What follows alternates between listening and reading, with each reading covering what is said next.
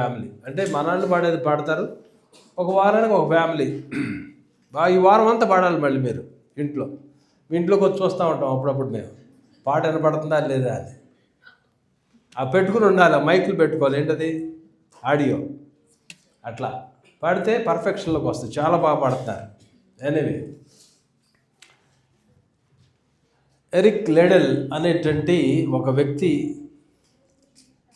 అతను బ్రిటిష్ తరపున ఒలింపిక్స్లోకి సెలెక్ట్ అయ్యాడంట. అతడు 1924లో బ్రిటన్ తరపున ఒలింపిక్ గేమ్స్కి అతను ప్రాతినిధ్యం వహించడానికి సెలెక్ట్ అయ్యాడు. అయితే ఎరిక్ లెడెల్ అనేటువంటి వ్యక్తి మంచి పరుగు పందెం చేసేటటువంటి వాడు, మంచి పరుగు పందెం 100 మీటర్స్లో అతను చాలా బాగా పరిగెత్తేటటువంటి వాడు. అయితే ఇతను మంచి క్రైస్తవుడు కాబట్టి ఆదివారం అంటే పరిశుద్ధ దినముగా ఆచరించాలని ఉండేటువంటి వ్యక్తి. ఆదివారము ప్రభు దినము, ప్రభు సన్నిధికి వెళ్ళాలి, ఆరాధించాలి, ప్రార్థన చేసుకోవాలి. ఆదివారాన్ని నేను నా ఇష్టం వచ్చినట్టు నేను గడపను అనేటువంటి రీతిలో అతను నమ్మకం పెట్టేటువంటి వ్యక్తి. అయితే ఇతనికి వచ్చినటువంటి యొక్క 100 మీటర్ల పరుగు పందెంలో ఆ పందెము వచ్చినటువంటి డే వచ్చేసి ఆదివారం వచ్చింది. సో ఆదివారం వచ్చేపాటికి ఇతను దేవుడిని నమ్మినటువంటి వ్యక్తి, ఆదివారం పరిశుద్ధ ధర్మంగా ఆచరించాలని చెప్పుకున్నటువంటి వ్యక్తి. అలాంటి వ్యక్తి నేనేం చేయాలి, మరి ఆదివారం వచ్చింది ఈ దినం, నేను పరుగు పందెంలకు వెళ్ళాలా వద్దా అనేటువంటి రీతిలో ఆ క్రాస్ రోడ్స్ వెళ్ళాలా వద్దా అనేటువంటి రీతిలో అక్కడ వెయిట్ చేస్తున్నటువంటి వాడిగా ఉన్నాడు. అయితే తన విశ్వాసం గురించి తన సీనియర్స్ ఉంటారు కదా, వాళ్ళని ట్రైన్ చేసేటటువంటి వాళ్ళకి చెప్పాడు. అప్పుడు అక్కడి నుంచి చాలా ప్రెజర్ వచ్చేసింది అతనికి. లేదు ఒలింపిక్ అనేటువంటిది నీ జీవితంలో ఎప్పుడు రాదు ఛాన్స్, కాబట్టి నువ్వు 100% ఇందులో పాల్గొనాల్సిందే. ఆఫీసర్ నుంచి పై ట్రైన్ చేసేటటువంటి వాళ్ళ నుంచి ఒత్తిడి వచ్చింది, అలాగనే పొలిటీషియన్స్ నుంచి ఒత్తిడి వచ్చింది, తన స్నేహితుల నుంచి ఒత్తిడి వచ్చింది. అయినా సరే అతను అలాగున నిలబడినాడు. ఏం చేయాలి అనేటువంటి రీతిలో అతను ముందున్నటువంటిది ఏంటంటే, నేను గెలిచినట్లయితే, పరుగు పందెంలో గెలిచినట్లయితే చాలా ఫేమస్ అవుతాను, ఒలింపిక్స్లో మెడల్ వచ్చిందంటే చాలా ఫేమస్ అవుతాను, చరిత్ర నేను సృష్టించవచ్చు అనేటువంటిది ఒకటి ఉంది. మరొకటి వచ్చేసి దేవుని నామానికి నేను మహిమ తేవాలి, దేవునికి నేను ఇష్టడిగా బ్రతకాలి, దేవుని యొక్క వాక్యానుసారంగా నేను జీవించాలి, ఆదివారం అనేటువంటిది పరిశుద్ధంగా నేను ఆచరించాలి అనేటువంటి దాన్ని నమ్ముకున్నాను. కాబట్టి ఏం చేయాలి, ఈ దారిలోకి వెళ్ళాలా అనేటువంటి రీతిలో ఆ క్రాస్ రోడ్స్లో అతను అక్కడ వెయిట్ చేస్తున్నటువంటి వాడుగా అతను ఉన్నాడు. అయితే తను ఫైనల్గా డిసైడ్ అయినటువంటిది ఏంటంటే, నన్ను నేను గౌరవించడానికి కాదు, కానీ నా యొక్క దేవుని నామాన్ని అవమానించకుండా, నన్ను నేను గౌరవించడం కాదు, కానీ దేవుని నామానికి అవమానం తేకుండా నేను బ్రతకాలి అనేటువంటిదే నా యొక్క విధి విధానము. కాబట్టి నేను ఆదివారం అనేటువంటిది మీరెంత ప్రెజర్ చేసినా పర్వాలేదు, మీరెంత ఒత్తిడి చేసినా పర్వాలేదు, ఆఫీసర్ చేసినా పర్లేదు, పొలిటీషియన్ చేసినా పర్లేదు, నేను మాత్రము ఆ యొక్క వాక్యానికి నిలబడతాను అనేటువంటి రీతిలో నిలబడినాడు. అందరూ కూడా అతన్ని ఏలెత్తి చూపించినారు, నువ్వు బుద్ధిహీనుడు, నువ్వు వేస్ట్ ఫెలో, ఛాన్స్ మిస్ చేసుకున్నావు, ఒలింపిక్స్లో నీకు మెడల్ వచ్చిందంటే ఎంత ఫేమస్ అవుతావు తెలుసా, అయినా పర్వాలేదు, నేను దేవుని మాటకు నేను విధేయత చూపిస్తాను అనేటువంటి రీతిలో అతను దేవుని మీద ఆధారపడేటువంటి వ్యక్తిగా అలాగన ఉన్నాడు. అయితే తన జీవితాన్ని ప్రభు సబ్మిట్ చేస్తున్నాడు. అదే టైంలో ఆ ఒలింపిక్స్ టైంలోనే జరుగుతున్నప్పుడు అందరూ బుద్ధిహీనుడు అనేటువంటి టైంలో ప్రభా మరి నా పరిస్థితి ఎలాగుంది, నేను ఏం చేయాలో తెలియట్లేదు, నేను డిసైడ్ అయిపోయాను వెళ్ళలేదు అని ఆపేసుకున్నాను. ప్రజలైతే నన్ను అనేక రీతులుగా నన్ను సూటిపోటు మాటలు మాట్లాడుతున్నారు, ఏదేమైనా పర్లేదు ప్రభా, నా జీవితాన్ని నీకు అర్పించినాను, నీ కొరకు నేను నిలబడతాను అనేటువంటి రీతిలో అతను అలాగ నిలబడి ప్రార్థన చేస్తున్న టైంలో సడన్గా ఇంకొక కాల్ వచ్చింది. ఏంటంటే 400 మీటర్స్ పరుగు పందెం ఉంది, అందుట్లో నువ్వు పరిగెత్తావా? Yes, I will try my level best అనేటువంటి రీతిలో వెళ్ళాడు. 400 మీటర్ల పరుగు పందెంలోకి వెళ్ళాడు. అక్కడికి వెళ్ళాడు, అద్భుత రీతిగా 400 మీటర్ల పరుగు పందెంలో ప్రపంచంలోనే గొప్ప వ్యక్తిగా ఉండేటువంటి రీతిలో అతను ఆ యొక్క గోల్డ్ మెడల్ని, ఆ 400 మీటర్ల పరుగు పందెంలో గోల్డ్ మెడల్ సాధించినటువంటి వ్యక్తిగా అతను ఉన్నాడు. ఇతను ముందున్నటువంటిది ఏంటంటే, దేవుని నామాన్ని నేను మహింపరచాలా, దేవునికి నేను విధేయత చూపించాలా, లేకపోతే నేను లోకానికి నేను ఆఫీసర్స్ విధేయత చూపించాలా అనేటువంటి రీతిలో ఇతను ఆ ముందున్నటువంటి ఆ యొక్క జంక్షన్లో నిలబడినటువంటి వాడు ఉన్నాడు. ఇటు వెళ్ళాలా ఇటు వెళ్ళాలా అనేటువంటి రీతిలో ఆలోచన చేస్తున్న వాడుగా ఉన్నాడు. లేదు, దేవుని నామానికే నేను మహిమ తేవాలంటే రీతిలో నిలబడినాడు. దేవుని మాట చొప్పున 400 మీటర్లు దానికి అవకాశం దొరికింది. అందుట్లోనే అతను చాలా వరల్డ్ రికార్డు సృష్టించినటువంటి వ్యక్తిగా, గోల్డ్ మెడల్ సాధించినటువంటి వ్యక్తిగా ఇతను ఉన్నాడు. ప్రిమిటి వల్ల మన జీవితంలో కూడా చాలాసార్లు ఆ యొక్క క్రాస్ రోడ్స్, అంటే నేను ఇటు వెళ్ళాలా ఇటు వెళ్ళాలా, అంటే నేను ఈ డెసిషన్ తీసుకోవాలా ఈ డెసిషన్ తీసుకోవాలా, దేవుని మాట చొప్పు నేను అడుగులు వేయాలా, దేవునికి వ్యతిరేకమైన దిశలో నేను వెళ్ళాలా, నా భర్తకు నేను లోబడాలా దేవునికి లోబడాలా, నా భార్యకు లోబడాలా దేవునికి లోబడాలా, నా యొక్క సీనియర్స్కి నేను లోబడాలా దేవునికి లోబడాలా, వాక్యానికి లోబడాలా లోకానికి లోబడాలా, ధనానికి లోబడాలా కరప్షన్కి లోబడాలా దేవునికి వాక్యానికి లోబడాలా. పాపపు ఆశలు అనేటువంటిది నన్ను పట్టుకుంటున్నాయి, పాపపు ఆశలు నన్ను లాగుతున్నాయి, పాపపు ఆశల కొరకు నేను అటు వెళ్ళాలా, లేదంటే దేవుని మాటకి విధేయత చూపించాలా.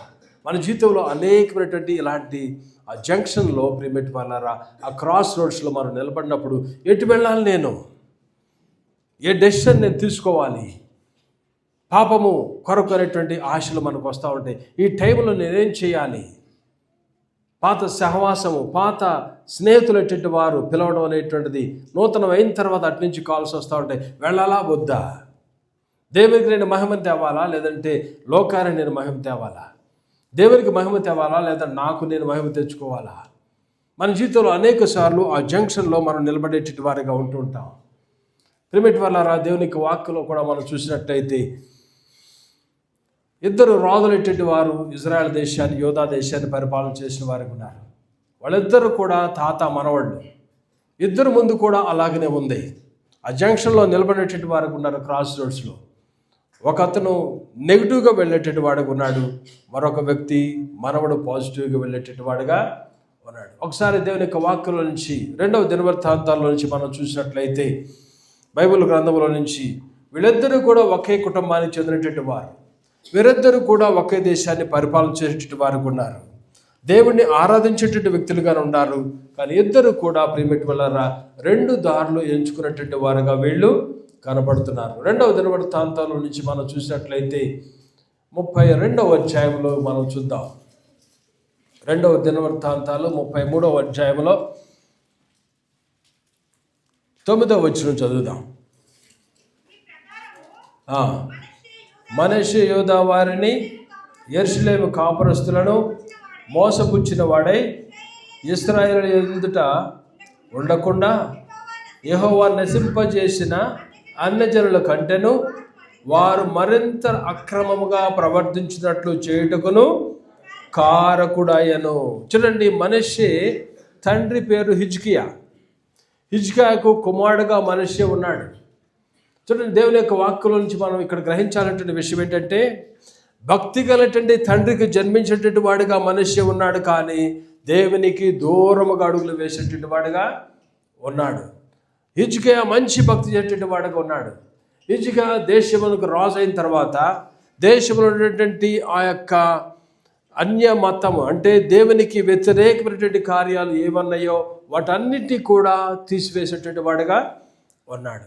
ఆ దేశంలో ఏవైతే దేవుని బిడ్డలుగా దేవుణ్ణి ఆరాధించవలసినటువంటి వారు దేవుణ్ణి ఆరాధించకుండా మరి దేనినైతే వాళ్ళు వెంబడిస్తున్నారో, దేనినైతే వాళ్ళు ఆరాధిస్తున్నారో, ఏ విగ్రహాలను అక్కడ నెలకొల్పినారో, ఏ ఒక్క పోల్స్ని వాళ్ళు అక్కడ నెలకొల్పినటువంటి వారుగా ఉన్నారో, ఆ దేశంలో ఉన్నటువంటి అన్య వ్యవహారాలన్నిటి విషయంలో హిజ్కియా దేవుని కొరకు నిలబడినటువంటి వాడిగా ఉన్నాడు. మీరు హిజ్కియా జీవితాల్లో మనం చూసినట్టయితే హిజ్కియా తన యొక్క జీవితంలో మనం ఎంతగా దేవుని కొరకు నిలబడినటువంటి వాడిగా ఉన్నాడు అనేటువంటిది మనకు అర్థమవుతుంది.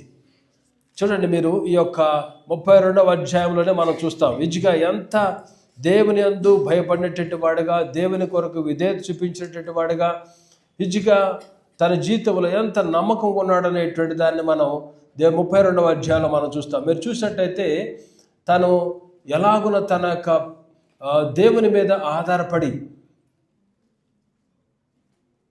ఎలా దేవుని సన్నిధిలో ప్రార్థన చేసినటువంటి వాడుగా ఉన్నాడు అనేటువంటిది కూడా మనం ఈ యొక్క అధ్యాయంలో కానీ లేకపోతే 2వ రాజుల గ్రంథంలో కూడా మనం చూస్తాం.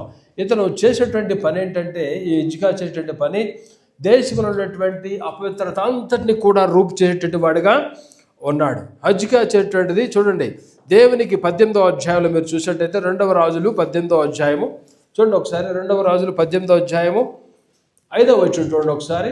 దినవృత్తాంతాల్లో కూడా ఉంటుంది, కానీ ఇక్కడ 18వ అధ్యాయము 5వ వచనంలో మనం చూస్తాం. చూడండి మొదటి నుంచి చదవండి ఒకసారి. 18వ అధ్యాయము మొదటి నుంచి. ఇశ్రాయేలు రాజును ఏలా కుమారుడైన యెహోషువ ఏలుబడిలో 3వ సంవత్సరం మందు యోధా రాజును హిజ్కియా ఏలనారంభించినప్పుడు 25 ఏండ్లు వాడై యెరూషలేమునందు 29 సంవత్సరములు ఏలెను. అతని తల్లి జకర్యా కుమార్తె, ఆమెకు అబి అని పేరు. తన పితరుడైన దావీదు చేసినట్లు అతడు యెహోవా దృష్టికి పూర్ణముగా నీతిని అనుసరించెను. ఉన్నత స్థలంలో కొట్టివేసి, విగ్రహంలో పగలగొట్టి, దేవతా స్తంభంలో పడగొట్టి, మోషే చేసిన ఎత్తడి సర్పమును చిన్న భిన్నములుగా చేశాను. దానికి ఇశ్రాయేలు నెహుష్టాలను పేరు పెట్టి దానికి ధూపం వేయచ్చు వచ్చి ఉండరి. అతడు ఇశ్రాయేలు దేవుడైన యెహోవా యందు విశ్వాసం ఉంచిన వాడు. అతని తర్వాత వచ్చిన యోధా రాజుల్లోనూ అతని పూర్వీకులైన రాజుల్లోనూ అతనితో సమమైన వాడు ఒకడును. చూడండి ఎంత మంచి భక్తి చేసేటువంటి వాడుగా హిజ్కియా ఉన్నాడు. దేశంలో ఉన్నటువంటి అపవిత్రతను అంతటినీ కూడా తుడిచిపెట్టేటువంటి వాడుగా ఉన్నాడు. తన లాంటి వాడు మరొకడు లేడు అని ఇశ్రాయేలు యోధా దేశాన్ని పరిపాలించేటువంటి వాడు లేడు అనేటువంటిది దేవుని యొక్క వాక్యం చెబుతుంది. అంత నమ్మకముగా, నీతిగా, యథార్థముగా హిజ్కియా జీవించేటువంటి వాడుగా ఉన్నాడు. తన పితరుడైనటువంటి దావీదు వలె నడిచేటువంటి వాడుగా ఉన్నాడు హిజ్కియా. తనకు పుట్టేటువంటి వాడుగా ఉన్నాడు మనష్షే అనేటువంటి వాడు. మనష్షే దేవుని దృష్టికి వ్యతిరేకముగా అడుగులు వేసేటువంటి వాడుగా ఉన్నాడు. మనష్షే జీవితాన్ని మీరు చూసినట్టయితే 33వ అధ్యాయం చూడండి ఒకసారి. 33వ అధ్యాయంలో స్టార్టింగ్ నుంచి. మనష్షే ఏలనారంభించాడు 12 ఏళ్ళు. వాడు యెరూషలేములో 55 సంవత్సరాలు ఏలెను. ఇతడు ఇశ్రాయేలు ఎదుటి నుంచి యెహోవా వెళ్ళగొట్టిన అన్ని జనులు చేసిన హేయక్రియలు అనుసరించి యెహోవా దృష్టికి చెడు నడత నడిచెను. ఇతడు తన తండ్రి అయిన హిజ్కియా పడగొట్టిన ఉన్నత స్థలములను తిరిగి కట్టించి, బయలుదేవతకు బలిపీఠములు నిలిపి, దేవతా స్తంభంలో చేయించి, ఆకాశ నక్షత్రాలన్నింటినీ పూజించి కొలిచెను. మరియు నా నామం ఎన్నటికి ఉండునని యెరూషలేమునందు ఏ స్థలమును గురించి యెహోవా సెలవిచ్చెనో అక్కడున్న యెహోవా మందిరపు అతను బలిపీఠములను కట్టించడు. మరియు యెహోవా మందిరపు 2వ వారణములలో అతడు ఆకాశ నక్షత్రాల సమూహములకు బలిపీఠములను కట్టించెను. బెన్హిన్నోము లోయందు అతడు తన కుమారులను అగ్నిలో దాటించి, ముహూర్తములు విచారించుచు, మంత్రములు చిన్నంగతలను వాడుగు చేయి, కర్ణ పిశాచములతో సోదగానులతో సాంగత్యము చేయుచు, యెహోవా దృష్టికి బహుగా చెడు నడత నడుచుచు ఆయన కోపమును పుట్టించెను. తండ్రి మంచి భక్తి చేసేటి వాడుగానే ఉన్నాడు, కానీ కుమారుడైనటువంటి మనష్షే దేవునికి వ్యతిరేకమైనటువంటి దిశలో అడుగులు వేసిన వాడుకున్నాడు. ఒక లీడర్, ఒక తండ్రి మంచి భక్తి అనేటువంటి చేయకపోయినట్లయితే, మంచి భక్తి చేయటం అనేటువంటిది ఒక ఎత్తు, మంచి భక్తి చేసిన తర్వాత వారి బిడ్డలైనటువంటి వారిని నడిపించుకుంటాం అనేటువంటిది మరొక ఎత్తు. మంచి భక్తి చేయటం అనేటువంటిది ఒక ఎత్తు. హిజ్కియా మంచి భక్తి చేసేట వాడుకున్నాడు. తన కుమారుడు మనష్షే దేవునికి వ్యతిరేకమైన దిశలో అడుగులు వేసినాడు. రాజ్యం వచ్చింది. మనష్షే హిజ్కియా మొత్తాన్ని రూట్అవుట్ చేసిన వాడుకున్నాడు. పాపాన్ని రూట్అవుట్ చేసినాడు, విగ్రహాలను రూట్అవుట్ చేసినాడు, బయలుదేవతను రూట్అవుట్ చేసినాడు, అషేరా పోల్ను తీసివేసిన వాడుకున్నాడు, అన్ని దేవత విగ్రహాలను తీసివేసినాడు. దేవుని యొక్క ఆలయమును జాగ్రత్తగా కాచుకునేటువంటి వాడుగా హిజ్కియా ఉన్నటువంటి వాడుగా ఉన్నాడు. అందుకని దేవుని యొక్క సన్నిధి అనేటువంటిది హిజ్కియా జీవితంలో చూస్తాం. దేవుని సన్నిధిలోకి వెళ్ళి అవతల పక్కన ఉన్నటువంటి రాజులు వచ్చారు అనేటువంటి రీతిలో తను భయపడి దేవుని సన్నిధిలో కూర్చుని ప్రార్థన చేసినప్పుడు దేవుడు అతని పక్షాన ఒక దూతను పంపించి 1 షాట్లో 185,000 మందిని సంహరించి హిజ్కియా పక్షాన దేవుడు ఉండి దేవుని యొక్క కార్యాన్ని జరిగించుకున్నటువంటి హిజ్కియాగా మనం దేవుని యొక్క వాక్యంలో చూస్తాం. తండ్రి మంచి భక్తి చేసినాడు, దేవునితో మంచి కాంట్రాక్ట్లో ఉన్నటువంటి వాడుగా ఉన్నాడు. కానీ ప్రియమైన వాళ్ళారా, తన కుమారుడైనటువంటి మనష్షే దేవునికి వ్యతిరేకమైనటువంటి కోణంలో అడుగులు వేసిన వాడుగా ఉన్నాడు. ప్రియమైన వాళ్ళారా, దేవుని బిడ్డలుగా భక్తి చేయటం మన వంతు. భక్తి చేస్తాముతో పాటు మన బిడ్డలైనటువంటి వారిని సక్రమైనటువంటి మార్గంలో మనం పెట్టుకోవాలి. చాలా ముఖ్యమైనటువంటి విషయం. మీ బిడ్డలైనటువంటి వారు చిన్నప్పటి నుంచి అల్లరితో కూడినటువంటి ఆటపాటలో గంతులు వేయటం, లోకమైనటువంటి వారితో ఒక ఏజ్కి వచ్చిన తర్వాత 13-14 వయసు వచ్చిన తర్వాత లోకస్తులైనటువంటి వారితో, స్నేహితులైనటువంటి వారితో విద్యుడికి వెళ్ళటం, వాళ్ళ ఇళ్ళకి వెళ్ళటం, బయటికి వెళ్ళిపోవటం, అలాగనే లోక సంబంధమైనటువంటి మ్యూజిక్ వినటం, లోకానుసారముగా బిడ్డలైనటువంటి వారు నడుచుకోవడం అనేటువంటిది మీరు వదిలేసినారంటే చివరికి వాళ్ళు నీ చేతిలోంచి దూరం అయిపోతారు. నువ్వు ఎలాంటి భక్తి చేసినావో దానికి నెగిటివ్ వేలో సైతాను వాళ్ళని ఉపయోగించుకోవడం అనేటువంటిది జరుగుతుంది. కాబట్టి దేవుని యొక్క బిడ్డలుగా ప్రియమైన వాళ్ళారా, మీకున్నటువంటి బాయ్స్ కానీ గర్ల్స్ని కానీ సక్రమైనటువంటి మార్గంలో బాలుడు నడవలసిన త్రోవను వాడుకు నేర్పు. వాడు పెద్దవాడైనప్పుడు దాని నుంచి వాడు తొలగిపోడు. చిన్నప్పుడే సక్రమైనటువంటి మార్గంలో మనం పెట్టాలి, చెవి తిప్పాలి, తొడపాసి ఇవ్వాలి పిల్లలటువంటి వారికి. వాడు చేసినటువంటి వాళ్ళందరూ మీరు ప్రేజ్ చేశారు, వాడి సంగతి మీకు తెలుసు, వాడు సన్నాసి పనులు చేస్తున్నాడు అనేటువంటి విషయం తెలుసు. బయటకు వచ్చి చెప్తారు, వాడు చాలా మంచాడండి, చాలా విధేయత చూపిస్తాడండి, మంచి భక్తి చేస్తాడు, వాడు అసలు ప్రార్థన చేసుకునే సంవత్సరం క్రితం ప్రార్థన అయ్యి ఉంటుంది, వాడు చేసి ఉంటాడు. వాడు మంచి భక్తి చేస్తాడండి, మంచి ప్రార్థన చేస్తాడండి, రోడ్డు ఎప్పుడు సిగరెట్లు తాగితే కనపడతా ఉంటాడు. వాడు చాలా మంచాడండి, భక్తిపరుడండి, ఆదివారం ఆరాధనకు రాడండి. ఒక్కటేనండి కొద్దిగా సమస్య వాడితో. చూడండి ప్రియమైన వాళ్ళారా, వాడు నడవలసిన త్రోవను వాడికి నేర్పించినప్పుడు వాడు ఏమవుతాడో నీకు తెలియదు. చాలా భయంకరమైన దినాల్లో మనం చూస్తున్నాం. నిన్న మా కుర్రాడు బుడ్డాడు ఒకటి చూపిస్తున్నాడు. వాడు ఒకడు మంచి కొత్త కారు కొనుక్కున్నాడు, వాడికి డ్రింకింగ్ అలవాటు ఉంది. వాడు ఈ అలవాట్లతో పాటు వాడు స్నేహితుడిని వేసుకుని కొత్త కారులో ఎక్కడికో వెళ్ళాడు. ఎక్కడికి వెళ్తా వస్తా అవుతాడు. ఆ వీడియో చూపించారు. వస్తా ఇద్దరు మరి తాగారో మరి ఏం చేశారో వీళ్ళు తాగినటువంటి వారు ఉన్నారు. పెద్ద కారు, కొత్త కారు దేనికో డాష్ చేశారు. పక్కన ఉన్నటువంటి వ్యక్తి స్నేహితుడితో పాటు వెళ్ళాడు అక్కడ బయటికి. ఆ కారు యాక్సిడెంట్ అయింది, కారులో పక్కన వాడు చనిపోయాడు. వీడు అప్స్కాండ్ కారు అక్కడ వదిలేసాడు, ఇటు వెళ్ళిపోయాడు. ఇంటికి రావట్లేదు. అప్పుడు మరి ఎక్కడ ఉన్నాడో తెలియదు. ఇప్పుడు 2-3 రోజుల క్రితం జరిగినటువంటి పని విషయం చెప్తున్నాను నేను. వాడు బాలుడు నడవలసిన త్రోవను వాడికి నేర్పించాలి. వాడు పెద్దవాడైనప్పుడు వాడి నుంచి తొలగిపోడు. బిడ్డను చిన్నపిల్లలటువంటి వారు మనకున్నప్పుడు వాడు చిన్నప్పటి నుంచి సక్రమంగా మనం పెంచుకోవాలన్నటువంటి భాగ్యం మనది ప్రియమైన వాళ్ళారా. వాడి తర్వాత మనము వాడెటో వెళ్ళిపోయిన తర్వాత నువ్వేమీ చేయలేవు, ఇక మార్చుకోవడం అనేటువంటిది చాలా కష్టం. కాబట్టి దేవుని యందు భయంతోనూ భక్తితోనూ మన బిడ్డలటువంటి వారిని మనం పెంచుకోవాలి. హిజ్కియా మంచి భక్తి చేసినాడు, దేవునికి ఇష్టడిగా బ్రతికినాడు, తన ఆయుష్ని పెంచుకునేటువంటి వాడుగా ఉన్నాడు. దేవుని సన్నిధిలో ప్రార్థన చేసినప్పుడు దేవుడు హిజ్కియాకి ఎంత ఆయుష్ ఇచ్చాడు? 15 సంవత్సరాల ఆయుష్ని ఇచ్చినాడు. నీ సన్నిధిలో ఇలా జీవించినాడు కదా, యూదా దేశంలో ఉన్నటువంటి విగ్రహాలను తొలగించినాడు కదా, నీకు ప్రయారిటీ ఇచ్చినాను కదా, నిన్ను నిలబెట్టి చూపించినాను కదా, ప్రజలటువంటి వారు నిన్ను వెంబడించినట్లుగా నేను చేశాను కదా అనేటువంటి రీతిలో హిజ్కియా ప్రార్థన చేసినప్పుడు, all right my son, I'm extending your life another 15 years, I'm adding 15 years. దేవుని సన్నిధిలో ప్రార్థన చేసినప్పుడు మరణకరమైనటువంటి రోగము నుంచి దేవుడు హిజ్కియాను దేవునితో అలాంటి కాంటాక్ట్ కలిగేటువంటి వాడగా, ఒక తండ్రిగా ఒక తల్లిగా నేను ఉండాలి. దేవునితో కాంటాక్ట్ కలిగేటువంటి వాడుగా నువ్వు ఉండాలి. తండ్రి మంచి భక్తి చేసినాడు, దేవుని కొరకు నిలబడినటువంటి వాడుగా ఉన్నాడు. కుమారుడు చెడు నడతలు నడిచినటువంటి వాడుగా ఇక్కడ కనపడుతున్నాడు. ప్రియమైన ఎంత భయంకరం. ఒక జనరేషన్ బాగా నడుస్తుంది, మరొక జనరేషన్ డౌన్ అయిపోతుంది, మరొక జనరేషన్ పూర్తిగా నెగిటివ్ అయిపోతుంది దేవునికి. ఎందుకంటే కారణం ఏంటంటే ఈ యొక్క గారాబం అనేటువంటిది ఎక్కువైపోతుంది పిల్లలకి. క్రమశిక్షణ అనేటువంటిది ఉంటల్లా, డిసిప్లిన్ చేయటల్లా పేరెంట్స్. పిల్లలు ఎటువంటి వారి ఇష్టానుసారం వదిలేస్తున్నారు.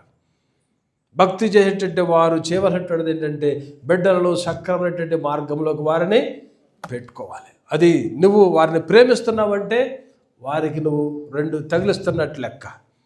తగిలిస్తున్నావంటే వాళ్ళని ప్రేమిస్తున్నట్లు లెక్క. నువ్వు తగిలించట్లేదంటే నువ్వు వారిని ప్రేమించట్నట్లు లెక్క. ఓ బెత్తాన్ని పట్టుకుని 2 ఇవ్వకపోతే, వాళ్ళు తప్పు చేస్తున్నప్పుడు నువ్వు వారిని సరి చేయకపోతే, వాడు బూతులు మాట్లాడుతున్నప్పుడు నువ్వు వదిలేస్తే వాడు నువ్వు ప్రేమించట్లా, నువ్వు గాలికి వదిలేస్తున్నావు వాడిని. వాడు ఆత్మను వదిలేస్తున్నావు. బిడ్డలు యెహోవా ఇచ్చు బహుమానము, స్వాస్థ్యము, బాణములు. నీ తర్వాత వచ్చేటువంటి జనరేషన్లో దేవుని కొరకు నిలబడాలి వాళ్ళు. నువ్వు ఒక 80% భక్తి చేసావు, నీ బిడ్డలేటువంటి వారు 180% భక్తి చేసేవారుగా ఉండాలి వాళ్ళు. 180% అందరు కానీ చెప్తున్నాను. అలాంటి భక్తి చేసేటటువంటి వారుగా నీకంటే డబల్. ఎలీషా వలె ఏం కోరుకున్నాడు? 2 అంతల ఆత్మ నాకు కావాలి. నా తండ్రి ఇలాంటి ప్రార్థన చేసినాడు, నేను కూడా అలాంటి ప్రార్థన చేయాలి. నా తండ్రి 5 గంటల ప్రార్థన చేసినాడు, నేను 3 గంటలకే లేచి ప్రార్థన చేయాలి. నా తల్లి లాగున భక్తి చేసింది, నా తల్లి లాగున ప్రజలెచ్చటి వారిని పట్టించుకుంది, సమస్యలు వచ్చి వారి గురించి ప్రార్థన చేసింది, వారి బాగోగులు పట్టించుకుంది, వారిని ఎంకరేజ్ చేసింది, వారికి సువార్త అందించింది, నేను ఇంకను బ్రతకాలి అనేటువంటి ఆశను నువ్వు కల్పించేవాడవుగా నువ్వు ఉండాలి. కానీ వెళ్ళేటటువంటి వారిని గాలి కుదిలేసేటటువంటి వాడవుగా మనము ఉండకూడదు. దేవునికి ఇష్టడిగా రుచిగా బతికినటువంటి వాడుగా ఉన్నాడు. కానీ ప్రిమిటి వల్ల తన కుమారుడైనటువంటి వ్యక్తి దేవునికి వ్యతిరేకముగా అడుగులు వేసేటటువంటి వాడుగా ఈ లోకంలో. ప్రిమిటి వల్ల మన బిడ్డ క్రైస్తవులు కూడా ఏమవుతున్నారంటే ఒక ఏజ్కి వచ్చిన తర్వాత వాళ్ళ మనసు అనేటువంటిది దూరం అయిపోతుంది దేవునికి. చిన్నప్పటి నుంచి కూడా కొంత వయసు, చిన్నప్పుడు బాల్యం నుంచి బైబిల్ స్టోరీస్ తెలుసు వాళ్ళకి. కొంతమందికి చర్చికి అటెండ్ అయ్యేటటువంటి వారుగానే ఉండుంటారు, వాళ్ళు సండే స్కూల్కి వెళ్ళేటటువంటి వారుగా ఉండుంటారు కొంతమంది. కానీ ఒక వయసుకు వచ్చిన తర్వాత ఏమైపోతుందంటే క్రైస్తవ కుటుంబాలలో దేవునికి వ్యతిరేకమైనటువంటి దారిలో పిల్లలు వెళ్ళిపోతున్నారు.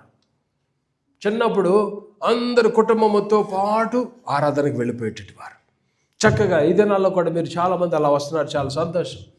దేవుడు మిమ్మల్ని దీవిస్తాడు. అలా ఉన్నప్పుడు కుటుంబముతో పాటు దేవుని సన్నిధికి రావటం, కుటుంబముతో పాటు దేవునికి మా జీవితాలను చూపించుకోవాలి అనేటువంటిది మీ ఆశ ఉన్నప్పుడు, అది ఆ ఆశను దేవుడు తృప్తిపరుస్తాడు, ఆనందింపజేస్తాడు, మిమ్మల్ని దేవుడు దీవిస్తాడు.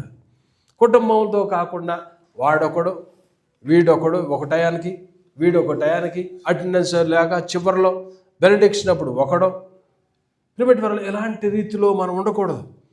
పిల్లలెచ్చటి వారికి సక్రమించిన మార్గాన్ని మీరు నేర్పించాలి. మీతో పాటు అందరము కలిసి చక్కగా దేవుని సన్నిధికి రావాలి. చూడండి, ఇక్కడ చూసినట్టయితే ఈ దినాల్లో ఏమవుతుందంటే ఈ లోకములో ఉండేటివన్నీ కూడా మనషే ఎలాగున ఇజ్గాకు పుట్టిన సంతానముగానే ఉన్నాడు. కానీ 55 సంవత్సరాలు యోధా దేశాన్ని పరిపాలన చేసేటటువంటి వాడిగా మనషే ఉన్నాడు. చిన్న వయసులోనే అతనికి రాజరిక షిప్ అనేటువంటిది వచ్చిందంటే రాజ్యమును పరిపాలించేటువంటి ఆ యోగ్యత వచ్చినటువంటి వాడిగా మనషే ఉన్నాడు. 55 సంవత్సరాలు పరిపాలన చేశాడు. కానీ దేవుని యొక్క దేశాన్ని పూర్తిగా నాశనం చేసేటువంటి వాడిగా మనషే ఉన్నాడు. ప్రిమిటి వల్ల పేరెంట్స్ భక్తి చేయటం వల్ల బిడలేటి వారు రక్షించబడతారు అనేటువంటిది కాదు. ఎవరి భక్తి వారిదే. పేరెంట్స్ మంచి భక్తి చేస్తే నీ బిడ్డలు కూడా అదే మార్గంలో నడుస్తారా? పేరెంట్స్ మంచి భక్తి చేస్తే వారి దీవెన వీరి మీదకి వస్తుంది. వీరు భక్తి చేస్తే, వీరు భక్తి చేయకపోతే ఆ దీవెన అక్కడ ఆగిపోతుంది. కాబట్టి పేరెంట్స్ యొక్క వాళ్ళ యొక్క అసైన్మెంటు, వాళ్ళు చేయాల్సిన పని ఏంటంటే మనం ఎంత భక్తి చేస్తున్నామో, దేవుని కొరకు ఎంత ఖర్చు అవుతున్నామో, నా బిడ్డలు కూడా దేవుని కొరకు ఖర్చు అయ్యేటువంటి వారికి ఉండాలి అనేటువంటి రీతిలో వాళ్ళు మనం ఎంకరేజ్ చేసి మనకంటే ప్రార్థనా పరులుగా, మనకంటే బైబిల్ జ్ఞానము కళ్ళేటట్టు వారిగా, మన బిడ్డలేటట్టు వారిని మనం చేసేటట్టు వారిగా మనము ఉండాలి. మనిషి దేవుని దృష్టికి చెడు నడతలను నడిచేటట్టు వాడిగా ఉన్నాడు. ఆ దేశంలో ప్యాగన్ బలిపీఠాలను కట్టించేటట్టు వాడిగా మనిషి ఉన్నాడు. దేవుని యొక్క రాజ్యం అది, దేవుడు ఏర్పాటు చేయబడేటువంటి బిడ్డలు వీళ్ళు.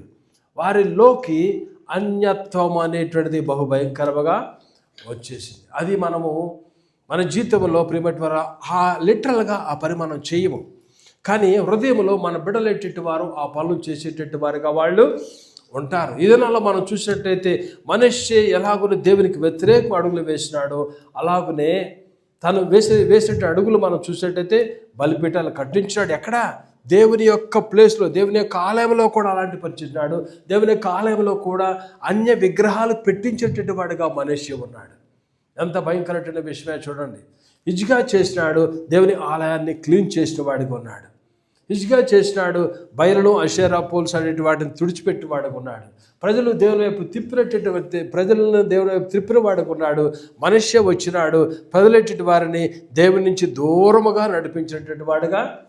దేవుడు కోరుకునేటువంటిది ప్రిమిటి వాళ్ళరా వారి బిడ్డలందరూ కూడా, అంటే దేవుని ఆజ్ఞలు మనం చూస్తాం, నీ పూర్ణ హృదయముతో, నీ పూర్ణ ఆత్మతో, నీ పూర్ణ బలముతో దేవుని నువ్వు ఆరాధించాలి, సేవించాలి, ఘనపరచాలి, మహిమపరచాలి.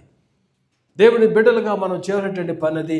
అలాగనే నీ బిడ్డలేటట్టు వారు కూడా రెండంతలుగా నీకంటే భక్తి చేయాలి. నా బిడ్డలు నేను BA చదివాను కాబట్టి మావాడు డబుల్ BA కాదు కావాల్సింది.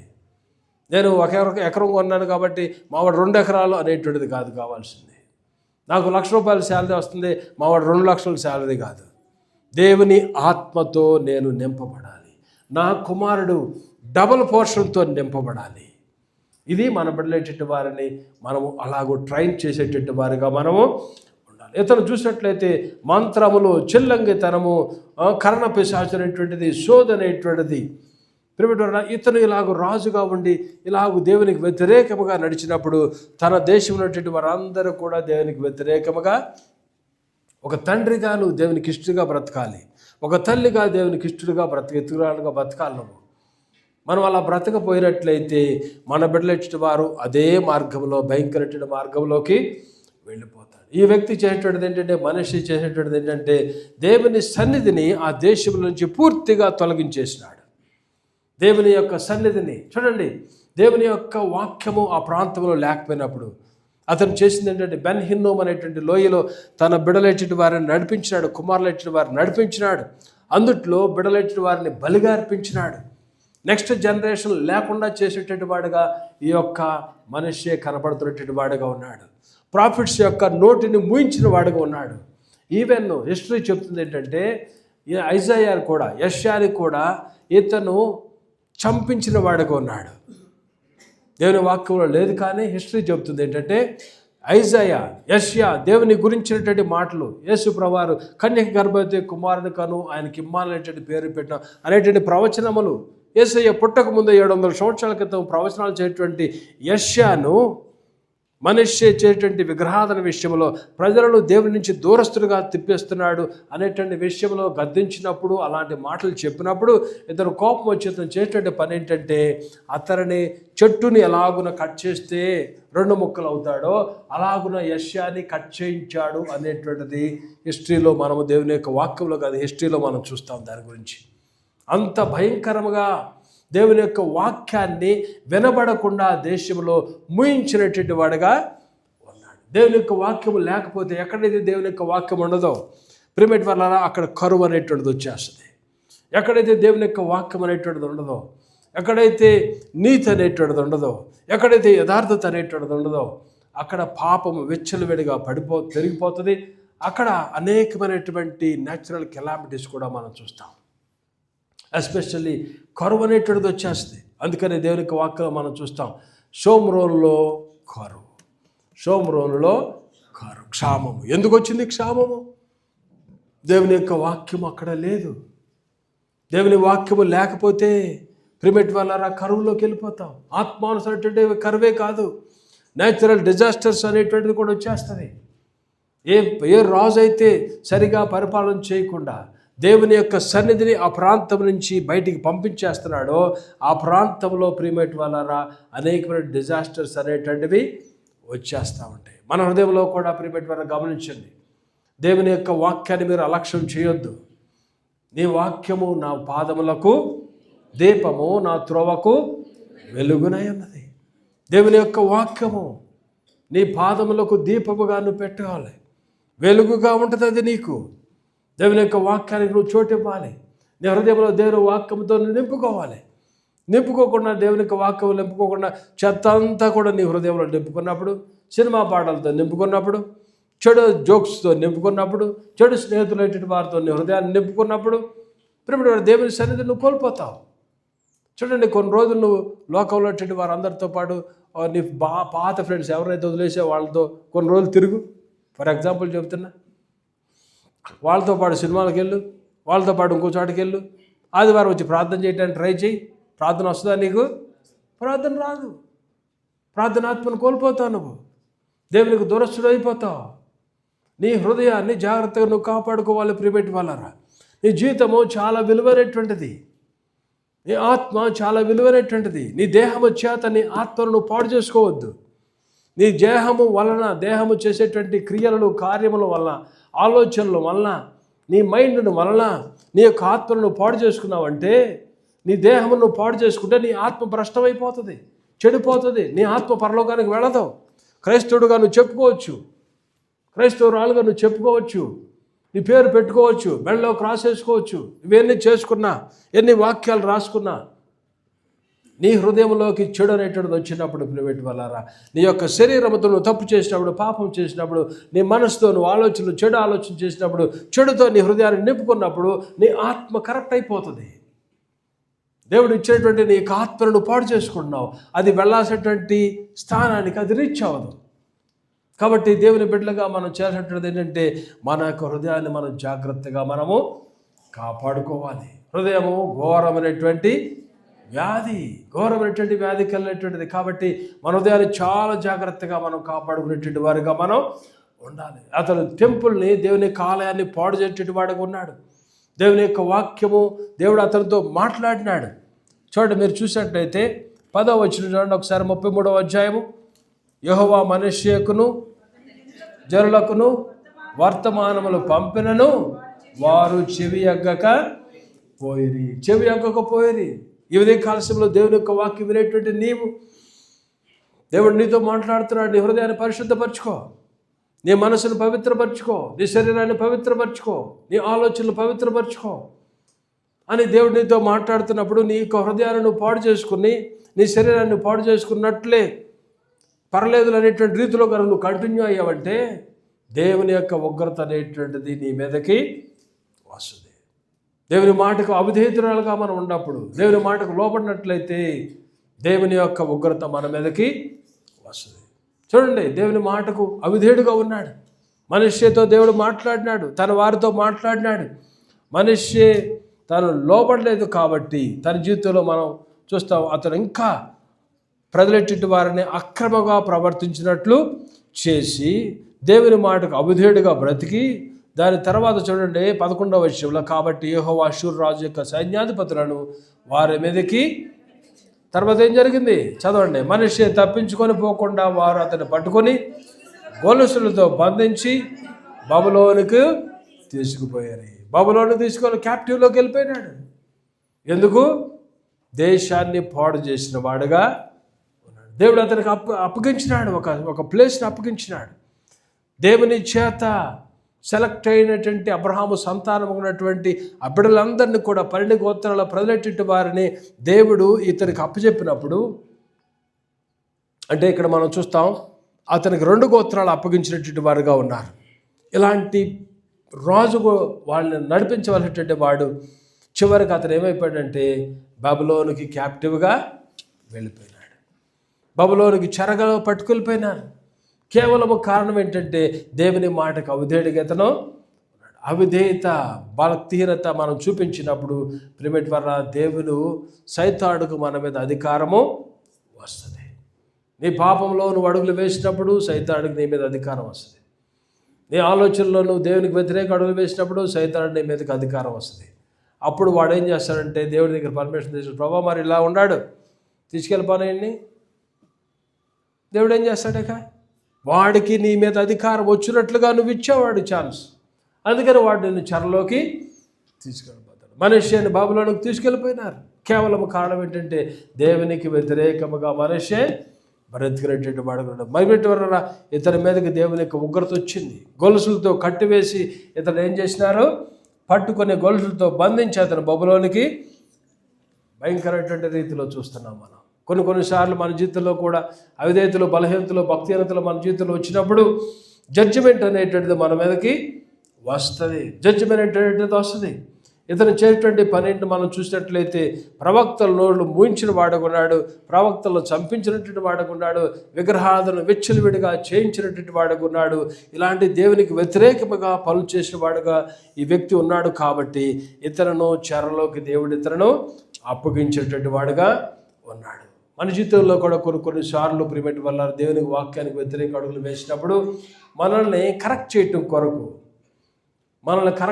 కొరకు దేవుని యొక్క ఈ దినాల్లో, కొత్త నిబంధన దినాల్లో మనం ఉన్నామంటే యేసుప్రభువు వారు వచ్చిన తర్వాత మనం ఉన్నాం కాబట్టి, కృపాకాలంలో మనం ఉన్నాం కాబట్టి, ఆ దినాల్లో మనం చూసినట్లయితే ఇశ్రాయేలు ప్రజలెట్టి వారు 40 సంవత్సరాలు ఆ యొక్క అడవిలో తిరిగినప్పుడు, అరణ్యంలో తిరిగినప్పుడు కానీ, తర్వాత ఇక్కడికి వచ్చిన తర్వాత కానీ దేవునికి వ్యతిరేక అడుగులు వేసినప్పుడు వారి మీదకి ఇమ్మీడియట్గా జడ్జిమెంట్ వచ్చేటువంటిది.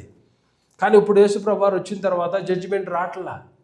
అందుకనే రోమీయులకు రాసిన పత్రికలో మనం చూస్తాం, కృప విస్తరిస్తుందని పాపమునందు నిలిచిందమా. కృప ఉంది కదా, దేవుడు ఏం చేయట్లేదు కదా, నేను తప్పు చేసినా దేవుడు క్షమిస్తున్నాడు కదా, నేను ఎంత తప్పుడు పని చేసినా నా మీదకి ఏం ఉగ్రత రావట్లేదు కదా, నేను బాగానే తింటున్నాను, బాగానే ఉద్యోగం చేసుకున్నాను, బాగానే చేస్తున్నాను, ఆరోగ్యంగానే ఉన్నాను, చక్కగా నిద్రపోతున్నాను, బాగా ఎంజాయ్ చేస్తున్నాను అనేటువంటి రీతిలో నువ్వు అనుకుంటున్నావేమో. దేవుని యొక్క ఉగ్రత ప్రిబెట్ వాళ్ళరా చూస్తూ ఉంటుంది. దేవుడు చూస్తూ ఉంటాడు. మన జీవితంలో మన దేవుని యొక్క వాక్కులో మనం చూస్తాం, ఎరిగినే చెడిపోతుంది. ఎరిగి తెలిసి పాపం చేసినప్పుడు మరణం అనేటువంటిది, పాపమునకు జీతము మరణం. సడన్గా వస్తూ ఉంటుంది. కృప ఉంది, కానీ మనం ఎరిగి కంటిన్యూ చేసినప్పుడు కృప ఉంటుంది, కానీ దాని యొక్క ఇంటెన్సిటీ పెరిగిపోతుంది. పాపపు తీవ్రత పెరిగిపోయినప్పుడు మన మీదకి ఈ రీతిగా దేవుని ఉగ్రత అనేటువంటిది వస్తూ ఉంటుంది. మనిషి ఆ రీతికి అడుగులు వేసేటట్టు వాడుకున్నాడు, చివరికి అతను చెరలోకి వెళ్ళిపోయేటట్టు వాడుకున్నాడు. కానీ చివరిలో మనం చూస్తాం, ఎంత వ్యతిరేకంగా ఉన్నా సరే అతను లాస్ట్లో రిపెంట్ అయినటువంటి వాడిగా మనిషే ఉన్నాడు. ఆ రిపెంటెన్స్ అనేటువంటిది మనకు కావాలి. నువ్వెంత వ్యతిరేకంగా అడుగులు వేసినా సరే, దేవునికి వ్యతిరేక దిశలో నువ్వు అడుగులు వేసినా సరే, ప్రిమేట్ వల్ల దేవుడి ఛాన్స్ ఇచ్చినప్పుడు, దేవుడు నీతో మాట్లాడుతున్నప్పుడు, దేవుడు నీ బలహీనతలు చూపిస్తున్నప్పుడు, నీ అవిధేయతలు దేవుడు చూపిస్తున్నప్పుడు, నువ్వు దేవునికి వ్యతిరేక దిశలో ఉన్నావు, ఈ పాపంలో ఉన్నావు, చెడు స్నేహితులతో ఉన్నావు, చెడ్డ పనులు నువ్వు చేస్తున్నావు, నీ మనసుతో నీ ఆలోచనలతో చెడులో నువ్వు కంటిన్యూ అవుతున్నావు, చెడ్డ స్నేహితులతో నువ్వు బ్రతుకుతున్నావు, పాపములో నువ్వు జీవిస్తున్నావు, వ్యభిచారము, జారత్వము, చెడ్డ పనులు, ఇతరుల వాటిని మనం ఆశించడం గర్వపు ఆలోచనలు కలిగినటువంటి వారిగా, ఓర్వలేనటువంటి తనము, అసూయ అనేటువంటిది, ధనాశ, ఇవన్నిటితో మనం ప్రిమేట్ వల్ల కొట్టుమిట్టాడుతున్నట్లయితే వాటిని నువ్వు దేవుడు వదిలిపెట్టేసే, వాటిలోంచి నువ్వు రా అని దేవుడు మనతో మాట్లాడుతున్నప్పుడు మనం ఇంకా నువ్వు అందుట్లోనే కొనసాగినట్లయితే దేవుడు కొన్నిసార్లు మనల్ని బంధించడం అనేటువంటిది జరుగుతూ ఉంటుంది. అయితే ఈ టైంలో మనం గ్రహించాల్సింది ఏంటంటే, అది మనం పనిష్మెంట్గా కాకుండా దేవుడు మనం సెట్ రైట్ చేస్తున్నాడు అనేటువంటి గ్రహింపులోకి మనము రావాలి. అది వచ్చినప్పుడు దూరంగా వెళ్ళకూడదు దేవునికి, వెంటనే రిపెంట్ అవ్వాలి. మనం ఎప్పుడైతే తనకు సంఖ్యలు పడినాయో, బబులోనికి తీసుకువెళ్ళడం స్టార్ట్ చేసినారో, వెంటనే మనిషి ఏం చేసినాడు? పశ్చాత్తాపడినాడు. దేవుడు కోరుకునేటువంటిది అదే. మనం ఎంతటి వారమైనా సరే, నువ్వు 100 హత్యలు చేసిన వాడవైనా సరే, 100 బాంబులు వేసి ఎంతమంది చంపేసిన వాడికి ఉన్నట్లయితే అయినా సరే, ఎంతోమంది నువ్వు పాడు చేసిన వాడికి ఉన్నా సరే, ఎంతోమంది జీవితాలను నువ్వు చెడు అనేటువంటిది ఇచ్చి వారికి, అంటే ఆ కుటుంబాలను పాడు చేసిన వాడికి ఉన్నా సరే, తప్పిపోయి తప్పిన కుమారుడు ఎలాగున్నా తండ్రి నుంచి దూరంగా వెళ్ళిపోయినాడో, అలాగనే దేవునికి నువ్వు చాలా దూరంగా వెళ్ళినటువంటి వాడవగా, నీ పాపముల్లో, నీ ఆశల్లో, నీ కోరికలలో అనేకమైనటువంటి నీకున్నటువంటి అలవాట్లు, చెడ్డ అలవాట్లలో నువ్వు ఎంత దూరంగా ఉన్నా సరే, ప్రిమేట్ వాళ్ళరా, దేవునికి వాక్యం విని నేను పశ్చాత్తాపడాలి, నేను దేవుని వైపు రావాలి, దేవుని బిడ్డగానే అడుగులు వేయాలి, నా పాప జీవితాన్ని నేను వదిలేసేయాలి, అపవిత్రత నేను వదిలేయాలి, నా చెడు నుంచి నేను బయటకు రావాలి అనేటువంటి రీతిలో నువ్వు ఆలోచన చేసి, అంతకుముందు నేను అబద్ధాలు ఆడేవాడిని, ఇప్పుడు నేను అబద్ధాలు ఆడను, అది వరకు నేను గర్ల్స్తో తిరిగేవాడిని, ఇప్పుడు నేను మానవేస్తాను, అది వరకు నేను సినిమాలు చూసేవాడిని, ఇప్పుడు నేను మానేస్తాను, అప్పటి వరకు నేను త్రాగేవాడిని, ఇప్పుడు నేను మానవేస్తాను, అది వరకు ఇతరుల విషయంలో నేను ఓర్చుకోలేకుండా ఉండేటట్టు వాడిను, ఇప్పుడు నేను వాటిని వదిలేస్తాను, వాళ్ళని నేను ప్రేమిస్తాను, ఇతరుల విషయంలో నేను దూషించేవాడిగా ఉంటాను, ఇప్పుడు నేను వారిని ఎంకరేజ్ చేసేవాడిగా ఉంటాను, ఇతరులు కోరుకోకుండా వారి విషయంలో నేను చెడు కోరుకునేటట్టు వాడిగా ఉంటాను, ఇప్పుడు నేను వారికి మంచి కలుగునట్లుగా నేను ఉంటాను అనేటువంటి రీతిలో ప్రిమేట్ వల్లరా నీలో ఆ రిపెంటెన్స్ వచ్చినప్పుడు, అయ్యో నేను దేవుని యొక్క గాయాన్ని రేపినాను కదా, దేవునికి వ్యతిరేకమైన అడుగులు వేసిన వాడుగా ఉన్నాను కదా, దేవునికి మాటలకు వ్యతిరేకంగా జీవించిన వాడుగా ఉన్నాను, నా విషయంలో దేవుడు ఎన్నోసార్లు దుఃఖపడిన వాడుగా ఉన్నాడు కదా, నేను పశ్చాత్తాపడతాను, నేను లోపడతాను, నా చెడు విడిచిపెడతాను, దేవుని మార్గంలో అడుగులు వేస్తాను అని నీ యొక్క హృదయాన్ని నువ్వు కడుక్కోవాలని ఆశించినట్లయితే, దేవుని హస్తం వెంటనే మన మీదకి అలాగున వచ్చేస్తుంది. పశ్చాత్తాప ఆత్మ మన మీద దేవుడు పుట్టిస్తాడు. మన యొక్క ఒప్పుకోలు ఆత్మ, పాప ఒప్పుకోలు ఆత్మ దేవుడు మనం పుట్టిస్తాడు. జక్కయ్య యేసు ప్రభువారిని చూసినాడు, పొట్టివాడే, కానీ యేసయ్యను చూడాలని ఆశ ఉంది. అటు వెళ్ళాడు, అటు చూస్తున్నాడు, పైనుంచి అలాగున పైకెక్కి దేవుని వైపు చూసిన వాడుకున్నాడు. వెంటనే యేసయ్య అన్నాడు, జక్కయ్య త్వరగా కిందకి దిగుము, నేడు నేను నీ ఇంట ఉండవలసి ఉన్నది. చూసారా, జక్కయ్య దేవునికి వ్యతిరేకంగా ఉన్నట్టు వాడుకున్నాడు. ప్రజలందరూ కూడా జక్కయ్య విషయంలో, వీడు వేస్ట్ ఫెలో, వీడు అంత పాడు చేస్తున్నాడు, అందరి ఆస్తి దొంగలిచ్చేస్తున్నాడు, ట్యాక్సులు బాగా కలెక్ట్ చేస్తున్నాడు, మోసగాడుగా ఉన్నాడు, కరప్టెడ్ పర్సన్, వీడేంటి అనేటువంటి రీతిలో ఉన్నప్పుడు అతనికి యేసయ్యను చూడాలంటే ఆశ వచ్చింది. ఎప్పుడైతే ఆశ వచ్చిందో యేసయ్య అన్నాడు, జక్కయ్య త్వరగా కిందకి దిగు, నేను నీ ఇంటికి రాస్తాను, మీ ఇంటికి. మనలో కూడా ప్రియపెట్టరా నేను చెడుగా జీవిస్తున్నాను, మనుష్య వలె నేను నా హృదయంలో అనేకమైనటువంటి విగ్రహాలు పెట్టుకున్నాను, నా కుటుంబములకు విగ్రహాలు ఇచ్చేవాడిగా ఉన్నాను, అనేకమైనటువంటి చెడు విగ్రహాలు. నా కుటుంబానికి నా బిడ్డలు ఇచ్చిన వారు కూడా చెడే నేను ఇస్తున్నాను, నా భార్య కూడా చెడే ఎంకరేజ్ చేస్తున్నాను, నా భర్త కూడా చెడే ఎంకరేజ్ చేస్తున్నాను. చెడుగా ఉండాలి, నువ్వు ఇలా ఉండాలి అనేటువంటి రీతిలో కరప్టెడ్ విషయాల్లో కానీ, లోకానుసారమైన ఆశలు పెంచే విషయంలో కానీ, అది కావాలి ఇది కావాలి అనేటువంటి రీతిలో అదే సంపాదిద్దాం ఇలా సంపాదిద్దాం ధర్మం అనేటువంటిది కానీ, లోక ఇచ్చలు అనేటువంటి వాటి విషయంలో నువ్వు కనుక ఆలోచన చేసి అయ్యో నా భర్తని ఎలాగ నేను చేశాననేటువంటి రీతిలో నువ్వు కూడా రిపెంట్ అయినావంటే పిరిమెట్ వల్ల దేవుని యొక్క ఆత్మ మన మీద పనిచేస్తుంది. పాప పశ్చాత్తాప ఆత్మ మన మీద పనిచేసినప్పుడు, రిపెంటెన్స్ స్పిరిట్ వచ్చినప్పుడు దేవుడు యొక్క హస్తము మన మీదకి అలాగున వస్తుంది. జక్కయ్య కింద దిగినాడు, ఏమన్నాడు వెంటనే, ఇదిగో ప్రభువా నాకున్నటువంటి నా ఆస్తిలో సగము పేదలకు ఇస్తున్నాను, నేను ఎవరి ధరను అన్యాయముగా దేరైనా తీసుకుని ఎడలా 4 అంతలు అన్యాయముగా. చూడండి, కరప్టెడ్ పర్సన్ అంటున్నాడు, 4 అంతలు మొత్తాన్ని నేను వారికి ఎవరి దగ్గర అయితే నేను మోసం చేశాను, ట్యాక్సుల విషయంలో ఎక్కడైతే నేను కరప్ట్ చేసి అన్యాయముగా నేను ఎవరి దగ్గర అయితే తీసుకున్నాను, ఆ దినాల్లో వాళ్ళు చేస్తుంది ఏంటంటే ఆ గవర్నమెంట్కి వీళ్ళు ఏరియా అంతా నాది అనేటువంటి రీతిలో ఉంచుకుంటారు. అటు వెళ్ళేవాళ్ళు ఇటు వెళ్ళేవాళ్ళు కానీ, ఆ ప్లేస్లో ఉండే వాళ్ళు కానీ ఎంతైనా అవనివ్వండి వాళ్ళకు సంవత్సరానికి ఎంత అనేటువంటి చెల్లించాలి. వీళ్ళు ఏం చేసేవాళ్ళు, ఆ టైంలో ట్యాక్స్ కలెక్టర్స్ అంతా ఇంత అని ఎక్స్ట్రాలు చెప్పేసి లేనిపోయేటది అంతా కూడా కూర్చుకునేటట్టు వారు. ప్రజలందరికీ అర్థమైపోతుంది వీడు కరప్టెడ్ పర్సన్ అని. అందుకనే దేవుని యొక్క ఆత్మతను దర్శించినప్పుడు, యేసుప్రభువు అతను దర్శించినప్పుడు వెంటనే కిందకు వచ్చేసేసి ఎవరి దగ్గర అయితే అన్యాయముగా నేను తీసుకుని ఎడల 4 అంతలు, అలాగనే తన మరొకటి అందేంటి, నా ఆస్తిలో సగము పేదలకి. చూడు ఎంత గొప్పవాడు, తనకేదో కొద్దిగా మిగిలి ఉంటుంది, చాలా కొద్దిగా ఉంటుంది. ఆ లెక్కన మనం చూస్తే సగం వెళ్ళిపోయింది, 50% వెళ్ళిపోయింది. మరి ఈ 50%లో డెఫినెట్గా కరప్టెడ్ ఎక్కువ ఉంటుంది కదా, ఓ 5% ఉండి ఉంటుంది. నాకు 5% ఉన్నా పర్వాలేదు, నాకు యేసయ్య ఉంటే చాలు. ఆ రీతిగా జక్కయ్య జీవితంలో ఎలాంటి మార్పు వచ్చిందో ప్రియపెట్టి వాళ్ళరా, వాక్యం మన జీవితంలో కూడా అలాంటి మార్పు కలిగినటువంటి వారిగా మనము. మనిషి ఇలాంటి రీతిలో అడుగులు వేసినాడు, కానీ తన మనవడు ఉన్నాడు. 8 సంవత్సరాల వయసులోనే 34వ అధ్యాయంలో మనం చూస్తాం, యోషియా ఏలన ఆరంభించినప్పుడు 8 ఏళ్ల వాడై యెరూషలేములో 31 సంవత్సరము 31 సంవత్సరం వెళ్ళినాడు. 8 సంవత్సరాల వయసులో, చూడండి 8 సంవత్సరాల వయసులో అతను చేసేటువంటి పని, అతనికి రాజరికం వచ్చింది. తర్వాత మనం చూస్తాం 12 సంవత్సరాల వయసు వచ్చినప్పుడు దేవుని యొక్క ఆలయాన్ని, అంటే అతను ఉండేటువంటి ఆ ప్లేస్ అంతటిని కూడా పవిత్రము చేయాలంటే ఆశతో అతను ఉన్నాడు. చూడండి, మీరు చూసినట్లయితే అతను 3వ వచనం చూడండి, తన ఏలుబడి యందు ఇంకను బాలుడై ఉండగానే పితరుడైన దావీదు యొక్క దేవుని యొద్ద విచారించుటకు, 8 సంవత్సరాల వయసులో రాజుగా అవ్వటం ఎంత గ్రేటు. అయింది ఏదో రకంగా ఉందనుకోండి, వచ్చింది. అయినటువంటి వ్యక్తి కూడా ఏం చేస్తున్నాడు, తన తండ్రి అయినటువంటి దావీదు వెంబడించేటువంటి దేవుని యొద్ద విచారించుటకు, దేవుని సన్నిధిలోకి వెళ్ళటానికి ఇష్టపడినటువంటి వాడుకున్నాడు, దేవుని తట్టు తిరిగినటువంటి వాడుగా ఉన్నాడు. తన తండ్రి అయినటువంటి తన తాత అయినటువంటి మనుష్య వలె అడుగులు వేయలేదు.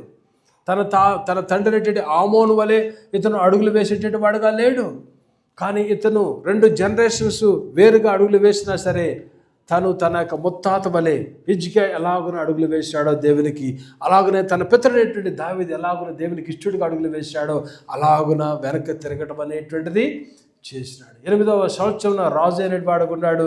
దాని తర్వాత చూడండి, 12వ ఏట ఉన్నత స్థలములను, దేవతా స్తంభములను పడగొట్టి చక్కెర విగ్రహములను, పోత విగ్రహములను తీసివేసి యోధా దేశమును యెరూషలేమును పవిత్రము చేయుట ఆరంభించెను.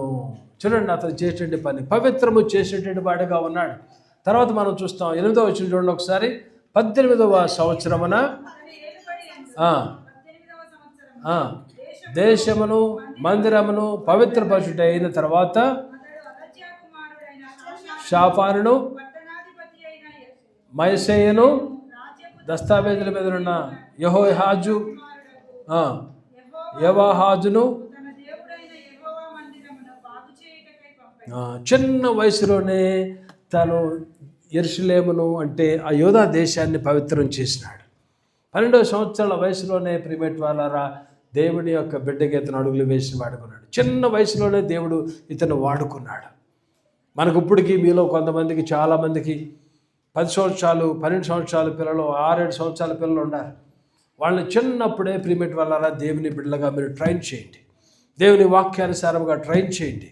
వాళ్ళు అలాగున బ్రతికేటట్టు వారుగా మరొక జొస్సయ్య వలె, మరొక యోషియా వలె, మరొక హిజ్కియా వలె దేవుని బిడ్డలుగా అడుగులు వేయటానికి వాళ్ళు పూనుకోగలుగుతారు. అలా నువ్వు ట్రైన్ చేయలే.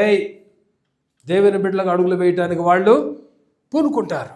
వారి జీవితాలను వారు సిద్ధం చేసుకుంటారు. మరొక యోషియా వలె నిలబడేటట్టు వారుగా ఉంటారు.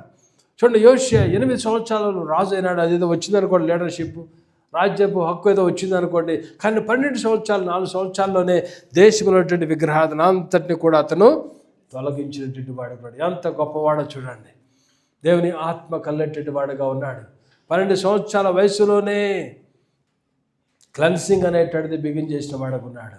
18వ సంవత్సరములు అంటే అతను 12 కాదు కానీ అతనికి 18వ ఏట కాదు కానీ అతను రాజ్యరికములో 18వ టైం వచ్చినప్పుడు, సంవత్సరం అంటే ఆల్మోస్ట్ 18 + 8 26 సంవత్సరాల వయసు వచ్చేపాటికి అతనికి దేవుని ఆలయము పాడుపడిపోయింది. 55 సంవత్సరాలు 55. దాని తర్వాత మనం చూస్తాం ఆమోను ఆల్మోస్ట్ 2 సంవత్సరాలు ఏలుబడి చేశాడు. 57 సంవత్సరాలు దేవుని ఆలయం అంతా కూడా అపవిత్రమైపోయింది.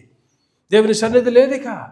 57 సంవత్సరాలు దేవుని వాక్యము లేకుండా విగ్రహాలతో నింపిపోయి పాపము అపవిత్రత యూదా దేశం అంతా కూడా ఏలుబడి ఉన్నప్పుడు ప్రజలెట్టి వారికి నెమ్మది లేదు, శాంతి లేదు, సమాధానం లేదు. పాపము విచ్చలవిడిగా 57 సంవత్సరాలు దేవుని సన్నిధి లేనటువంటి ప్రాంతంలోకి మరలా దేవుని సన్నిధిని తీసుకొచ్చినటువంటి వాడుగా యోషియా ఉన్నాడు. ఎంత గొప్ప వ్యక్తి చూడండి. మన బిడ్డలేటువంటి వారిని కూడా ప్రియమైన వాళ్ళారా అలా మనం ట్రైన్ చేసుకోవాలి. మరొక యోషియా వలె మీరు వాడిని మీ కుమారుడు కానీ కుమార్తెను కానీ వాళ్ళు అలా అవ్వాలి అనేటువంటి రీతిలో మీ ప్రార్థనలు చేయండి. హృదయపూర్వకంగా మీరు ప్రార్థన చేసినట్లయితే మీ బిడ్డలేటువంటి వారిని మరొక యోషియా వలె దేవుడు లేవనెత్తుతాడు, దేవుడు వాడుకుంటాడు. మీరు ప్రార్థన చేయకపోయినట్లయితే బిడ్డలేటువంటి వారు అలా మార్పు చెందరు. బిడ్డలు విషయంలో నువ్వు ప్రార్థన చేయాలి, మొరపెట్టాలి, పెనుగులాడాలి. నా బిడ్డను అలా మీరు వాడుకోండి ప్రభువా అనేటువంటి రీతిలో మీరు ప్రార్థన చేసినట్లయితే వాడు పెద్దవాడైనప్పుడు నువ్వు ఆనందిస్తావు. సుసన్న బెస్లీ తన బిడ్డల విషయం ఎలా ఆనందించిందో నువ్వు ఆనందించగలుగుతావు. లేకపోయినట్లయితే నెత్తి మీద పెద్ద భారం పడిపోతుంది.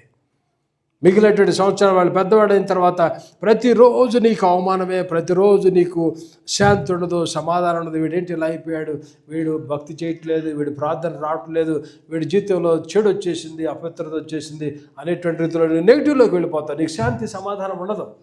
ఎప్పటి నుంచి నువ్వు చేయవలసింది ఏంటంటే ప్రభా నా బిడ్డను మరొక జొస్సయ్య వల్ల మీరు చేయండి, నా బిడ్డను మరొక హిజ్కియా వల్ల మీరు చేయండి, నా బిడ్డను మరొక దావీదు వల్ల మీరు చేయండి అని ఒక తండ్రిగా తల్లిగా నిబిడలేట వారి విషయంలో ప్రార్థన చేయాలి. ఇంకా యంగ్స్టర్స్ మీలో చాలామంది చిన్నపిల్లలు ఉన్నారు, బిడ్డలు ఇంకా మ్యారేజ్ కానటువంటి వాళ్ళు కానీ ఇప్పుడే మ్యారేజ్ అనేటువంటి వారు కానీ మీరు కూడా చేయాల్సినటువంటి ప్రార్థన ఏంటంటే ప్రభా నన్ను ఒక హిజ్కియా వల్లే చేయండి, నన్ను ఒక జొస్సయ్య వల్లే నన్ను మీరు చేయండి, నన్ను ఒక దావీదు వల్లే మీరు నన్ను చేయండి. నేను కూడా ఇలాగున శుద్ధీకరణ అనేటువంటి చేయాలి ప్రభా. నేను కూడా నేను ఉండే ప్రాంతంలో ఒక మాదిరిగా నేను ఉండాలి ప్రభా. మరొక యోషియా వల్ల నేను ఉండాలి ప్రభా. ఈ ప్రాంతం అంతా కూడా పాడైపోతుంది. ఈ ప్రాంతంలో నేను ప్రార్థనాపరుడిగా ఉండి నీ ఆత్మతో నింపేటటువంటి వాడుగా మీరు నన్ను చేయండి ప్రభా అని ప్రార్థన చేసేటటువంటి యవనస్తులుగా మనం ఉండాలి. మీరు అలాంటి వారుగా మీరు ఉండాలి. యవన కాలము చాలా విలువైనటువంటిది. మీలో చాలామంది 30 సంవత్సరాల లోపు ఉండేటువంటి వాళ్ళు ఉన్నారు. మీరందరూ కూడా దేవుని కొరకు బ్రతికేటటువంటి వారుగా, ఆశ కలిగేటటువంటి వారుగా మీరు ఉండాలి. జొస్సయ్యని మనం 18 సంవత్సరాల వయసులో అతను చేసేట పని ఏంటంటే దేవుని యొక్క ఆలయాన్ని క్లెన్సింగ్ అనేటువంటిది అతను చేయించినటువంటి వాడుకున్నాడు. మీరు చూడండి, అక్కడ మనం చూస్తాం అతను బాగు చేయడానికి పంపించినప్పుడు అతనికి అక్కడ వారికి దొరికినటువంటిది దేవుని యొక్క ధర్మశాస్త్రము, లా అనేటువంటిది దొరికింది. అప్పుడు వరకు దేవుని యొక్క వాక్యము ఆ ప్రాంతంలో లేదు. చూడండి ఎంత భయంకరమైనటువంటి రీతిలో ఉంటుందో. దేవుని బిడ్డలుగా ఉండేటట్టు వారు దేవుని యొక్క వాక్యము లేకపోయినట్లయితే ఎంత సాడ్నెస్ వాళ్ళకు. చూడండి, దేవుని యొక్క సన్నిధి కోల్పెట్టేటి వారుగా ఉన్నారు, అపవిత్రతలో ఉన్నారు, అసమాధానంతో ఉన్నారు. ఎప్పుడు చూసినా సరే వాళ్ళకి అనేకమైనటువంటి ఇబ్బందులు ఆటంకాలతో ఉన్నటువంటి వారికి ఉన్నారు. యోషియా చేసింది ఏంటంటే ధర్మశాస్త్రం అతని చేతికి వచ్చినప్పుడు దాన్ని చదివించినటువంటి వాడు ఉన్నాడు. ప్రియమైన దేవుని యొక్క వాక్యాన్ని యోషియా అందించినటువంటి వాడుగా ఉన్నాడు. ఎప్పుడైతే ప్రియమైన వాళ్ళ దేవుని బిడ్డలెట్టి వారిని ఆ సెక్యూరిటీ వైపు నడిపించినాడు, దేవుని బిడ్డలెట్టి వారిని సెక్యూరిటీ వైపు నడిపించినాడు. దేవునిలో మీకు సమాధానం ఉంటుంది, దేవునిలో మీకు శాంతి ఉంటుంది అనేటువంటి రీతిలో ఆ ప్రాంతం అంతటిని కూడా అతను విగ్రహాధన అంతటిని కూడా రూపుమాపేసి దాన్ని తొలగించి వేసేసి దేవుని యొక్క వాక్యాన్ని మరలా తెప్పించి, దేవుని యొక్క వాక్యం అక్కడ దొరికినప్పుడు వారు దాన్ని చదవటం అనేటువంటిది ప్రారంభించినారు. మా పితలెట్టి వారు దేవుని యొక్క వాక్యానికి వ్యతిరేక అడుగులు వేసినారు కదా అని దేవుని వాక్యం చదువుతున్నప్పుడు తన బట్టలు చింపుకున్నటువంటి వాడిగా, రిపెంట్ అయినటువంటి వాడిగా యోషియా కనపడుతున్నాడు. ప్రియమైన వాళ్ళారా, దేవుని యొక్క వాక్యము లేకపోయినట్లయితే అదంతా కూడా కరువుగా క్షామముగా మారిపోతుంది. మన జీవితాలు కూడా అలాగైపోతాయి. నీ ప్రతి హృదయము కూడా దేవుని యొక్క వాక్యం చదువు. ప్రతి హృదయము దేవుని యొక్క ఆత్మతో దేవుని వాక్యంతో నింపబడాలి. దేవుడు లేకపోయినటువంటి జీవితాలు ప్రియమైన వాళ్ళారా ఎండిపోయినటువంటి ఎడార్ల వలె అయిపోతూ ఉంటాయి. దేవుని లేకపోతే, దేవుని సన్నిధి లేకపోతే, దేవుని సన్నిధికి కొన్ని రోజులు నువ్వు డిలే అవుతేనే, రాకుండా ఉంటేనే నీ హృదయంలో ఆ యొక్క అసమాధానంతో నువ్వు ఉంటావు. దేవుని సన్నిధికి రావాలి, దేవుని వాక్యాన్ని చదవాలి. అందుకనే భక్తుడు అంటాడు, జుంటే తేనె దారుల కంటే మధురమైనది నీ వాక్యము. దేవుని యొక్క వాక్యాన్ని మనం చదువుతున్నప్పుడు ఎంత ఆశ వస్తుంది, ఎంత బలం వస్తుంది, ఎంత శక్తి వస్తుంది. ఇంకా చదవాలనేటువంటి ఆత్మ మనలో ఉంటుంది, ఇంట్రెస్ట్ అనేటువంటిది ఉంటుంది. దేవుని వాక్యం చదవకపోయినట్లయితే హార్డెన్ అయిపోద్ది నీ హృదయం. దేవుని సన్నిధికి రాకపోయినట్లయితే నీ హృదయం హార్డెన్ అయిపోతుంది. ప్రార్థన చేయకపోయినట్లయితే నీ హృదయం హార్డెన్ అయిపోతుంది. కఠినమైపోయినటువంటి ప్రిమిట్ వలన ఆ యొక్క హృదయాలను మార్చటము యేసయ్య వలనే జరుగుతుంది. ఒకవేళ ఈ టైంలో దేవునికి వాక్యాన్ని అలక్ష్యం చేస్తున్నావా, ప్రార్థన అలక్ష్యం చేస్తున్నావా, దేవుని సన్నిధిని అలక్ష్యం చేస్తున్నావా, నీ హృదయం కఠినమైపోయిందా? ఇలాంటి టైంలో ప్రభువుకు ఒకసారి చోటివ్వు. ప్రభా, నీ ఆత్మతో నన్ను దర్శించు ప్రభా. జొసయ్య అలాగున తను రిపెంట్ అయినాడు, పశ్చాత్తాపడినాడు. మీరు చదవండి, ఆ టైంలో మీరు టైం లేదు, మీరు ఒకసారి చూసినట్టయితే ఈ యొక్క దినవృత్తాంతాల్లో మీరు చూసినట్టయితే 32 నుంచి 35 అధ్యాయాల్లో మీకు అర్థమవుతుంది. మనష్య ఎలాంటి బ్రతికినాడు, జొసయ్య యోషియా ఎలాంటి బ్రతికినాడు, ఎలాంటి రిఫర్మేషన్ తీసుకొచ్చేటట్టు వాడుగా ఉన్నాడు, ఎలాంటి రిఫర్మేషన్ ఆ దేశంలోకి తీసుకొచ్చిన వాడు ఉన్నాడు. అంతటి కూడా తొలగించేసి దేవుని యొక్క వాక్యముతో నింపినటువంటి వాడుగా, చిన్నవాడుగా ఉన్నటువంటి యోషియా ఒక గొప్ప రాజుగా చరిత్రలో నిలబడినటువంటి వాడుగా ఉన్నాడు. దేవుని వాక్యము లేకపోయినట్లయితే ప్రిమిట్ వల్ల మనం కూడా అలాగున అయిపోతాం. నువ్వు ఆరాధనకు రావటం ఒక ఎత్తు, ఉదయాన్నే వాక్యం చదవటం మరొక ఎత్తు, ఉదయం లేచిన వెంటనే ప్రార్థించడం మరొక ఎత్తు. వీటన్నిటి కూడా నువ్వు నిర్లక్ష్యం చేసినావంటే నీ జీవితం ఆత్మానుసారంగా వెండిపోతావు. ప్రార్థన రాదు, వాక్యం మీద ఇంట్రెస్ట్ ఉండదు. కానీ నువ్వు కూర్చుని వాక్యం ఉన్నటువంటి నువ్వు ఈ దినం ఇంటికి వెళ్ళి, ఈ దినం నువ్వు ఒక డెసిషన్ నువ్వు తీసుకుని వాక్యాన్ని నేను చదువుతాను, నేను ఎండిపోయాను, ప్రార్థన లేదు నా జీవితంలో, ప్రార్థన చేయలేకపోతున్నారు, మొరపెట్టలేకపోతున్నారు. కొంతమంది ఎంతో కాలంగా చర్చకు వస్తూ ఉంటారు, సరేటటువంటి ప్రార్థన రాకున్నటువంటి వారికి ఉండిపోతారు. తూతూ మంత్రంగా ప్రార్థన వస్తారు. మా అమ్మని కాపాడు, మా అయ్యని కాపాడు, మా తల్లిని కాపాడు, మా బ్రదర్ని కాపాడు, ఏ ప్రార్థనలు. ఎంతకాలం నుంచి నువ్వు వస్తున్నావు దేవుని ఆరాధనకి, దేవుని సన్నిధికి వస్తున్నావు, సరైన ప్రార్థనా జీవితం లేదు కాబట్టి నీలో ప్రార్థన చేయటం కూడా రావట్లేదు. ప్రార్థన చేయాలి, ఒంటరిగా నువ్వు వెళ్ళాలి, దేవుని సన్నిధిలో కూర్చో, ప్రార్థన చేయి, భార్యాభర్తలు కలిసి ప్రార్థన చేయండి, కుటుంబంతో ప్రార్థన చేయండి. ప్రార్థన చేయండి అంటే కొంతమంది నేను చేయలేండి, వాక్యం చదవలేండి అంటే కొంతమంది ఇప్పుడు కాదులేండి అంటారు. కొంతమంది ఎప్పుడు మరి కొంతమంది అలా జరుగుతూ ఉంటుంది. ప్రిమిట్ వాళ్ళారా, వాక్యం అంటే ఇష్టం ఉండాలి. ప్రార్థన చేయండి అంటే వెంటనే ప్రార్థన చేయాలి, వెంటనే ప్రార్థన చేసేటటువంటి వారికి ఉన్నారు, ప్రార్థనాత్మ కోల్పెట్టేటి వారికి ఉంటున్నారు. జొసయ్య అలాగూ చేసినాడు. ఏం చేసినాడు? ఆ దేశంలో అపవిత్రత అంతటిని తొలగించేసి దేవుని యొక్క వాక్యాన్ని ఇంపోజ్ చేసినాడు. ఎప్పుడైతే జొసయ్య స్టార్ట్ చేసినాడో ప్రజలందరూ మనసు కూడా దేవుని వైపు తిరగటం అనేటువంటిది మనం చూస్తాం. ఒక తల్లిగా, ఒక తండ్రిగా ఒకవేళ నువ్వు దేవునికి వ్యతిరేక దిశలో ఉన్నావేమో, వాక్యం విన్నటువంటి నీవు పశ్చాత్తాపడాలంటే ఆశతో నువ్వు పశ్చాత్తాపడి వాక్యం చదవటం ప్రారంభించి నీ హృదయాన్ని శుద్ధీకరించుకుని దేవుని బిడ్డగా నువ్వు అడుగులు వేయటం అనేటువంటి ప్రారంభించినప్పుడు యెహోషువ వలె నేను నా కుటుంబం యెహోవాను సేవిస్తాం అనేటువంటి రీతిలో నువ్వు ఆ మాట అనగలుగుతావు. నీ కుటుంబం కూడా నిన్ను ఫాలో అవడం అనేటువంటిది జరుగుతుంది. అలా కాకపోయినట్లయితే ప్రియమైనవారా, మన జీవితంలో డిజాస్టర్స్ మనం చూస్తాం, ఆత్మానుసరైన డిజాస్టర్స్ మనం చూస్తాం. కాబట్టి యోషియా దేవుని వైపు తిరిగేటట్టు వాడుకున్నాడు, దేవునికి వాక్యాన్ని అందించేటట్టు వాడుకున్నాడు. ఎప్పుడైతే దేవునికి వాక్యం అక్కడ అందించినాడో ప్రజల్లో వచ్చినటువంటిది ఏంటంటే వారి హృదయంలో ఉన్నటువంటి వెలితి అంతా కూడా పోయింది. అప్పుడు అక్కడ వారి హృదయంలో ఉన్నటువంటి వెలితి పోయి ఆ సాటిస్ఫాక్షన్ అనేటువంటిది వచ్చింది. దేవుని సన్నిధికి వారికి మరలా దొరికింది. దేవుని యొక్క ఆత్మతో వారు నింపబడతాం అనేటువంటిది జరిగింది. అప్పుడు పశ్చాత్తాపం అనేటువంటిది వారి జీవితంలో కలిగింది. దేవుని యొక్క వాక్యము వినటం వల్ల విశ్వాసం కలుగును. వాక్యం విన్నప్పుడు, వాక్యం చదివినప్పుడు ప్రియమైన మన జీవితంలో ఏమవుతుందంటే ఆ యొక్క తృప్తి అనేటువంటిది మనకు వస్తుంది. అలాగ ప్రజల్లో పశ్చాత్తాపాతం పనిచేస్తుంది, రిపెంటెన్స్ అనేటువంటిది వస్తుంది. దానివల్ల వచ్చేటువంటి మనం పాపంలో వచ్చేటువంటి కాన్సిక్వెన్సెస్ నుంచి మనం తప్పించబడటం అనేటువంటిది జరుగుతుంది. వాక్యము యొక్క చూడండి, వాక్యంకు ఉండేటువంటి ఇంటర్లింక్ ఏమో జరుగుతుందో. వాక్యం చదివినప్పుడు విశ్వాసం అనేటువంటిది వస్తుంది, వాక్యం చదివినప్పుడు నేను తృప్తి అనేటువంటిది వస్తుంది, వాక్యం చదివినప్పుడు నాకు సేఫ్టీ అనేటువంటిది వస్తుంది. సేఫ్టీ, నా దేవుడు నాతో ఉన్నాడు అనేటువంటి. చూడండి ఈ దినాల్లో ఎంతమందికి భయం భయం భయం అనేటువంటిది వస్తుంది. ఏదన్నా ఒక వ్యక్తి ఒక విషయంలో దయ్యం గురించి ఒక స్టోరీ చెప్పామనుకోండి, ఈ దయ్యం ఇలా టచ్ చేసింది, నన్ను ఇక్కడికి ఎక్కింది, ఇలా ఇలా అంది, దాన్ని యేసు రక్తమే చేయమన్నాను అనగానే గుర్తొచ్చేస్తాయి. మీకు అందరికీ ఉంటుంది అది. ప్రార్థన చేయటం స్టార్ట్ చేసేటట్టు వాళ్ళకి అందరికీ దయ్యం సెగలు వస్తాయి. దాని యొక్క అలా చేస్తూ ఉంటుంది. అది ఉందా లేదా అందరికీ, చాలామందికి వస్తుంది, డిస్టర్బ్ చేస్తూ ఉంటుంది దయ్యం. ఆ యొక్క భయం అనేటువంటిది పిరిమిట్ వల్ల అది పోతుంది. సైతానుడు ఏది చేయలేడు. రాత్రి నేను ఇదే చెప్పా, వాక్యంలో చెప్పినప్పుడు దయ్యం గురించి ఏది చెప్పా. ఇశ్రాయేలీయులు తిరిగిన చోటే తిరిగారు అన్నట్టు రీతిలో ఆ దేవుని సేవకుడు దయ్యంతో మాట్లాడుతున్నాడంట. అది అక్కడే తిప్పుతుంది, దేవుని సేవకుడే, కానీ 2 గంటలు తిప్పిందంట, అక్కడే తిప్పింది. నేను మొహాలు చూసేపాటికి అందరు ఇట్ట అంటున్నారు. రాత్రిపూట కదా కొద్దిగా డార్క్ అయిపోయింది, 9-10 అయింది. అందరికి ఆ భయం అనేటువంటిది వచ్చేసేసింది. చూడండి ప్రిమిట్ వల్ల దయ్యం అనేటువంటిది మనల్ని ఏది చేయలేడు. సేఫ్టీ, దేవుని యొక్క వాక్యం మనకు సేఫ్టీ వస్తుంది. రాసుకుంటాం కాదు, నీ వాక్యము నా పాదములకు దీపము నా త్రోవలకు వెలుగైంది రాసుకుంటాం కాదు, నీ హృదయంలో ఉండాలి. అది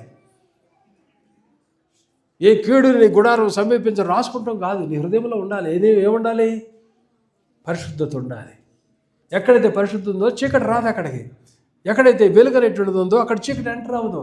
ఎక్కడైతే యేసుక్రీస్తు ప్రభువు ఉన్నాడో సైతానుడు కొన్ని కిలోమీటర్ల దూరం నుంచి పారిపోతాడు. వాడు యేసయ్య నీ హృదయంలో ఉన్నప్పుడు చెడు అనేటువంటిది నీ దగ్గర రాదు. అది యేసయ్య నీ హృదయంలో ఉన్నప్పుడు పాపపు ఆలోచనలు నీ హృదయంలోకి రావు. ఒకవేళ వచ్చినా సరే యేసు ప్రభువు ఉంటాడు కాబట్టి యేసయ్యను చూసి అక్కడి నుంచి అవి దూరంగా పారిపోతాయి. కాబట్టి యేసయ్య నీ హృదయంలో నువ్వు ఉంచుకోవాలి. ఆ సేఫ్టీ, సెక్యూరిటీ అనేటువంటిది ప్రిపేట్ వల్ల దేవుని యొక్క వాక్యముతో మన జీవితంలో ఈ కార్యాలన్నీ కూడా జరుగుతాయి. యోషువ ఎప్పుడైతే ధర్మశాస్త్రాన్ని అక్కడ అందించినాడో, అది చదవమని చెప్పినాడో, అది చదువుతున్నప్పుడు తనకు అర్థమైంది, తన దేశం ఇలా పాడైపోయింది, నా పితరులు ఇలా పాడైపోయినారంటే దేవుని నిర్లక్ష్యము చేశారు. దేవుని కాలం అంతా విగ్రహాలంతా పెట్టేసినాడు, అంతా కూడా అపవిత్రత అయిపోయింది, బలిపీఠాలు కట్టేసినాడు మనిషి. యోషువ వచ్చి వాటన్నిటి కూడా క్లెన్సింగ్ చేసినప్పుడు అక్కడ దొరికింది ధర్మశాస్త్రం. దాన్ని పట్టుకుని వచ్చి హిల్కియాకి ఇచ్చినారు. హిల్కియా, షాఫా అనేటువంటి వాళ్ళు దాన్ని చదివినప్పుడు యోషువ విని బట్టలు చింపుకొని ప్రజలందరూ కూడా మీరు ఇలా ఫాలో అవ్వండి అని చెప్పి అతను ఫాలో అవటం చేసిన తర్వాత అక్కడ గొప్ప రివైవల్ అనేటువంటిది వచ్చింది. ప్రిమిట్ వాళ్ళరా, దేవుని యొక్క వాక్యములో మనకు సెక్యూరిటీ, సేఫ్టీ, దేవుని యొక్క వాక్యములో మనకు తృప్తి అనేటువంటిది ఉంటుంది. ఎందుకంటే ఆది యందు వాక్యము ఉండెను, వాక్యము దేవుడై ఉండెను, దేవుడై ఉండెను. దేవుడు నీతో పాటు ఉన్నాడు, దేవుడు నీతో పాటు ఉంటాడు. ఆ సేఫ్టీ అనేటువంటి సెక్యూరిటీ దేవుని యొక్క సన్నిధిలో నీకు ఉన్నప్పుడు నువ్వు దేనికి కూడా భయపడతావు అనేటువంటిది. ఒక తల్లి, ఒక యవనస్తుడు, కొరియా దేశంలో యుద్ధం జరిగింది కొన్ని సంవత్సరాల క్రితం. అది వరకు నార్త్ సౌత్ కలిసే ఉండేటువంటివి. ఒక 60 సంవత్సరాల క్రితం అంటే అవి విడిపోయినటువంటి దేశాలు.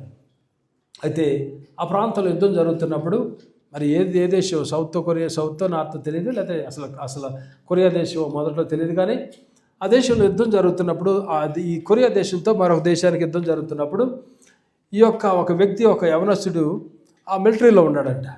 ఆ మిలిటరీలో ఉన్నప్పుడు అతను మిలిటరీకి వెళ్ళాడు. ఆ టైంలో యుద్ధం స్టార్ట్ అయింది. అతను ఏం చేశాడంటే, అతను ఓ ట్రెంచ్లో అలా దాక్కుని ఉన్నాడంట. ట్రెంచ్ తెలుసు కదా, ఒక ఏమంటారు దాన్ని, కాలువ లాంటిది ఉంటుంది కదా ట్రెంచ్, అందులో గన్నబట్టును అలాగ ఉన్నాడంట అతను.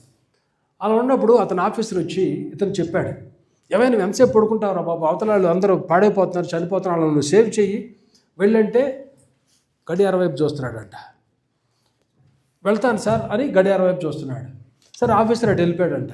మరలా వచ్చాడంట, మరలా గడియార వైపు చూస్తున్నాడు. నీకు కాదు ఎన్నిసార్లు చెప్పాలి, నీకు వెళ్ళరా, వాళ్ళకి సేవ్ చెయ్యి. మరలా చూస్తున్నాడంట గడియార వైపు. వెళ్తాను సార్ మళ్ళీ ఆఫీసర్ అటు వెళ్ళిపోయాడంట. వెళ్ళిపోయిన తర్వాత మరలా ఆఫీసర్ వచ్చేపాటికి లేడు, వెళ్ళిపోయాడు. ఆడికి వెళ్ళి యుద్ధంలో పాల్గొన్నాడు. తర్వాత ఆఫీసర్ ఇతన్ని, యుద్ధం అయిపోయిన తర్వాత ఆఫీసర్ కలిశారు ఇతనితో. ఏంట్రా బాబు నువ్వేంటి ట్రెంచ్లో పడుకున్నావు, 3 సార్లు చెప్పినా సార్ నువ్వు కదలేవంటే, సార్ నాకు టైం అవ్వలేదు సార్. ఇంకా టైం ఏంట్రా బాబు, అందరూ చనిపోతారు, నువ్వు చేయాల్సిన బాధ్యత నీది కదా, సేవ్ చేయాలి కదా. లేదు సార్, ఈ టైంలో మా అమ్మ నా కోసం ప్రార్థన చేస్తారని చెప్పింది. ఆ తల్లి నా గురించి ప్రార్థన చేస్తుంది కాబట్టి, ఆ తల్లి ఈ టైం నుంచి ఈ టైం దాకా నా ప్రార్థన చేస్తుంది కాబట్టి, ఆ టైంలో నేను కనుక వెళ్ళానంటే నాకు జయం అనేటువంటిది వస్తుంది. ప్రియమైనవారా, దేవుని సన్నిధిలో మనకు జయము, దేవుని యొక్క వాక్యం చేత దేవుని సన్నిధి ఉంటుంది. దేవుని సన్నిధితో మనకు ఉన్నప్పుడు మనం దేవుని బిడ్డలుగా ఎన్ని కార్యాలు చేసినా దేవుడు మన పక్షాన ఉంటాడు. ఇది కలశలు ముగిస్తున్నాను. మనిషే ఉన్నాడు, విగ్రహారాధన అనేటువంటిది అన్య ఆచారాలను ప్రేమించి 55 సంవత్సరాలు దేశాన్ని భ్రష్టు పట్టించిన వాడిగా ఉన్నాడు. తన మనవడైనటువంటి యోషియా వచ్చినాడు, దేవుని ప్రేమించిన వాడిగా ఉన్నాడు. అలాగనే మనిషి టెంపుల్ అంతటిని కూడా వీటితో నింపేసేసి టెంపుల్ అంతటిని కూడా పాడు చేసిన వాడిగా ఉన్నాడు. 8 సంవత్సరాల వయసులో రాజు అయినటువంటి ఇతను టెంపుల్ శుద్ధీకరణ అనేటువంటిది జరిగించిన వాడు ఉన్నాడు. మనిషి జీవితాన్ని మనం చూస్తే దేవుడు అతనితో మాట్లాడిన అతన్ని, దేవుని వాక్యాన్ని ఇగ్నోర్ చేసిన వాడిగా మనిషే ఉన్నాడు. కానీ ఇతను దేవుని యొక్క వాక్యాన్ని ఎక్కడుందో అనేటువంటి రీతిలో వాళ్ళు వెతికి తెచ్చినప్పుడు దాన్ని చదివించుకున్న వాడుకున్నాడు, విన్నవాడుకున్నాడు. అది వినినప్పుడు బట్టలు చింపుకున్నట్టు వాడుకున్నాడు. ప్రజలకు కూడా దేవుని యొక్క వాక్యాన్ని వినిపించిన వాడిగా ఉన్నాడు. మనిషిని చూస్తున్నాం, ప్రజలందరినీ కూడా 55 సంవత్సరాలు పాపము వైపు నడిపించిన వాడిగా మనిషి చిన్న వయసులోనే 8 సంవత్సరాలకు అయినాడు. 12 సంవత్సరాలకు క్లెన్సింగ్ చేసినాడు. అతను 26 సంవత్సరాల వయసు వచ్చినప్పుడు దేవుని యొక్క వాక్యాన్ని పట్టించుకున్నటువంటి వాడుగా ఉన్నాడు. ప్రజలైనటువంటి వారు ఆ వాక్యం విన్నప్పుడు అందరిలో కూడా పశ్చాత్తాపాత్మ అనేటువంటిది వచ్చింది. తన తాత అనేటువంటి మనిషి జీవితంలో జడ్జిమెంట్, దేవుని యొక్క ఉగ్రతను చవి చూసిన వాడిగా ఉన్నాడు. కానీ యోషియా చేసినటువంటిది ఏంటంటే, తన యొక్క దేశంలో, దేవుని బిడ్డలైనటువంటి వారి దేశంలో ఒక రివైవల్ అనేటువంటి దానికి కారకుడిగా మనిషే ఉన్నాడు. ఇదే కాలశంలో ప్రిమిట్ వలన మనిషి లాంటి జీవితం జీవిద్దామా, జోసయ్య లాంటి జీవితాన్ని మనము జీవిద్దామా? ఆశ అనేటువంటిది ఉంటుంది, కానీ దాన్ని క్రమశిక్షణతో మనం అడుగులు వేసినట్లయితే మనము మంచి మార్గంలో జీవిస్తాం. మన బిడ్డలు కూడా ఒక జోసయ్య వలె నేను కూడా బయలుదేరేటువంటి వారిగా, అనేక మందికి రివైవల్ ఇచ్చేటటువంటి వారిగా, ఉజ్జీవింప చేసేటువంటి ఆత్మను కలిగేటువంటి వారిగా మనము ముందుకు వెళ్తాం. కాబట్టి ఈ యొక్క 26వ సంవత్సరంలో ప్రిమిట్ వల్ల నువ్వు ఒక ఇంపాక్ట్ ఇచ్చేటువంటి వాడుగా నువ్వు ఉండాలి. ఒక జోసయ్య వలె పాజిటివ్ ఇంపాక్ట్ కలిగించేటువంటి వ్యక్తిగా నువ్వు ఉండాలి. నీ ద్వారా మనుషులు పాడైపోవడం అనేటువంటిది జరగకూడదు. దేవునికి అది ఇష్టమైనటువంటిది కాదు. నీకు ఒక అధికారం ఇచ్చినాడు, యజమానుడిగా పెట్టినాడు, ఒక గొప్పవాడిగా పెట్టినాడు.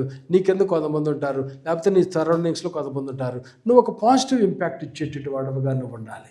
ఒక జోసయ్య వలె ఉండాలి, కానీ ఒక మనిషి వలె మనము ఉండకూడదు. ప్రార్థన చేసుకుందాం. సర్వశక్తివంతుడా, మీకు వందనాలు చెల్లిస్తున్నాం. ఇదే కాల సమయంలో ప్రభా, మీ సదులోకి వచ్చి నీ వాక్య ధ్యానం చేయడానికి మనిషి అని జోసయ్యని మా ముందు పెట్టినందుకు నీకు వందనాలు ప్రభా. మనిషి ప్రజలటి వారిని చెడులోకి నడిపించిన వాడుకున్నాడు, విగ్రహాలను ఎంకరేజ్ చేసినటువంటి వాడుకున్నాడు, ప్రజలటి వారిని పాపం వైపు తిప్పిన వాడుకున్నాడు, జడ్జిమెంట్ పొందుకున్నటువంటి వాడుకున్నాడు. అతను మనడేటువంటి జొస్సయ్యను మీరు మా ముందు పెట్టినారు. చిన్నప్పుడే ప్రభా రాజు అయినాడు. 12 సంవత్సరాల వయసులోనే క్లెన్సింగ్ శుద్ధీకరణ అనేటువంటి చేసిన వాడుగా ఉన్నాడు. రివైవల్ రావడానికి కారకుడుగా ఉన్నాడు. ప్రభా వాక్యం ప్రతి వ్యక్తి కూడా మరొక జొస్సయ్య వలె వారి కుటుంబాలను తీర్చిదిద్దుకునేటువంటి వారికి ఉండడానికి సహాయం చేయండి. జొస్సయ్య వలె ఒక పాజిటివ్ ఇంపాక్ట్ మనుషుల మీదకు అందించే వారుగా ఈ బిడ్డలందరూ కూడా ఉంటకు మీరుగా సహాయం చేయమని యేసుక్రీస్తు అడుగుచున్నాము తండ్రి. ఆమేన్.